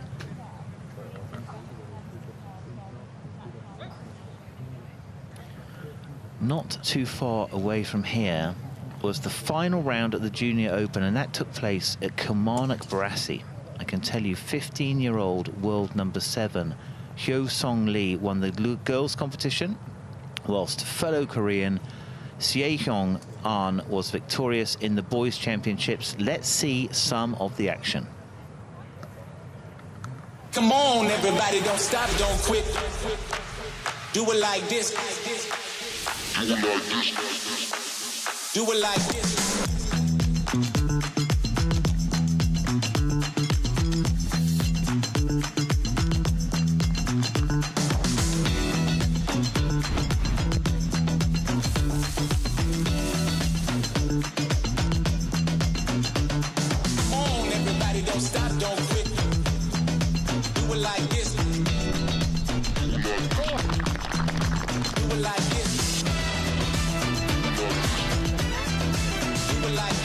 Korea, Song Yeon-an and Hyu Song-lee. Thank you for everything. Great scenes, RNA organising another amazing competition. We will no doubt see some of those players teed up in the future at the Open and the AIG Women's Open. Congratulations to those two winners.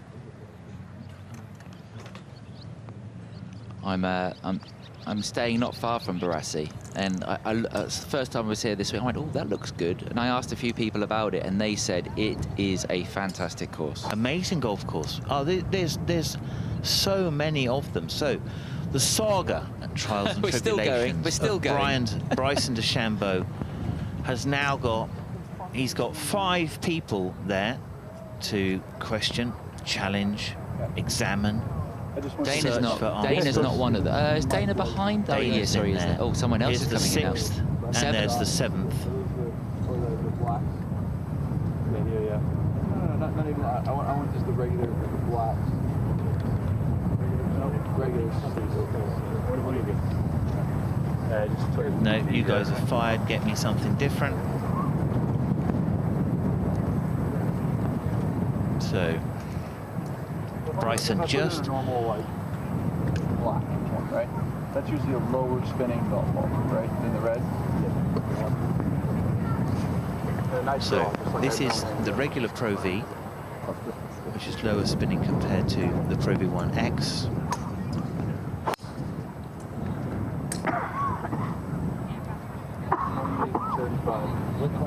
That was the black. It was the one range ball was pretty good. So about 17. Hold on. Check this out. This is a red. Yeah. It's supposed to be a spinning golf ball, 2017 ball being introduced here.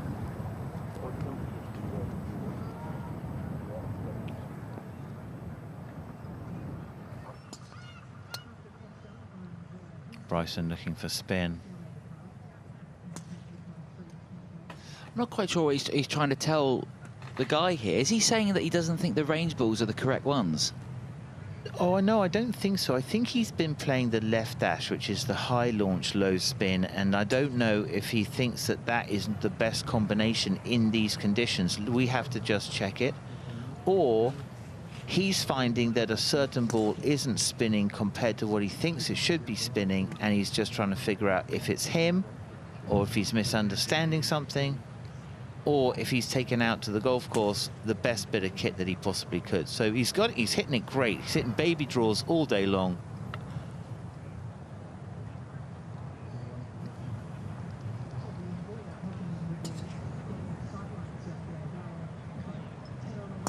So he's not looking at the ball, he's looking at the spin, and he's looking at that saying, why am I getting so much spin?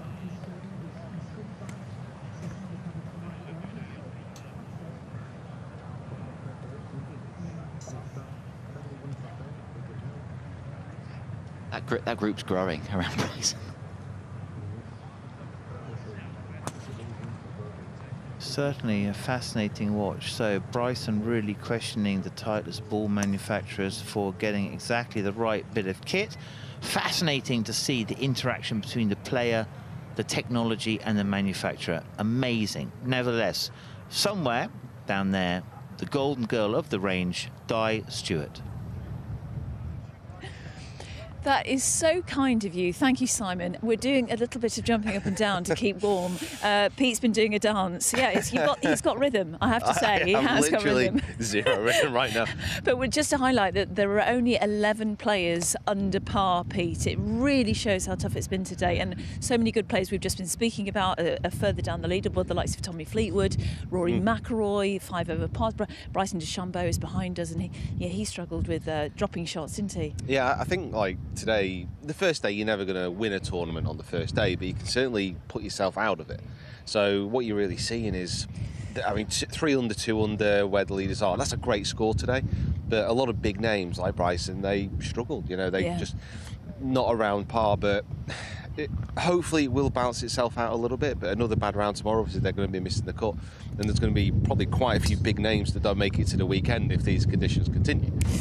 Yeah, oh gosh, that wind when it blows across the driving range, it's freezing and it's brutal. The leaderboard as it stands right now, Justin Thomas at the top. What an incredible round, 68 from JT, and Alex Noren, Justin Rose, we spoke to him actually a few minutes ago. He's off at about 12 o'clock tomorrow, but 11 players under par. It really highlights everything about Royal Troon and how difficult it is with these conditions. Who stands out to you there? Who are you happy to see on that first page? I think Sepp Straka. I mean, he's a great ball striker, but he is a man built for these conditions. Like, he's a unit. Like, he's not going to get blown off the ball, is he? So I think the windier it is for him, the better. Yeah, we spoke to him a few days ago. He was in great spirits, striking it brilliantly on the range. He's got the back nine to come. Moving further down the leaderboard, if we can take a look at some of the scores further down. Level par for all these guys, and again to highlight, they'll be happy if they finish that way. If you finish anywhere from level to, I think, about 3 over today, yeah, absolutely delighted with that. That is a really, really good score. It's kind of hard to explain the conditions out here and how tough it feels. Like, these guys around level are going to be ecstatic. Oh, well, don't forget to join the conversation. Hashtag the open range. There's Jordan Spieth, 1 under through 3 holes. Very early stage. Still so many players to go out and play golf. Pete, thanks for today. We're back at 7:30 a.m. tomorrow morning. From all of us from Live at the Range, see you bright and early.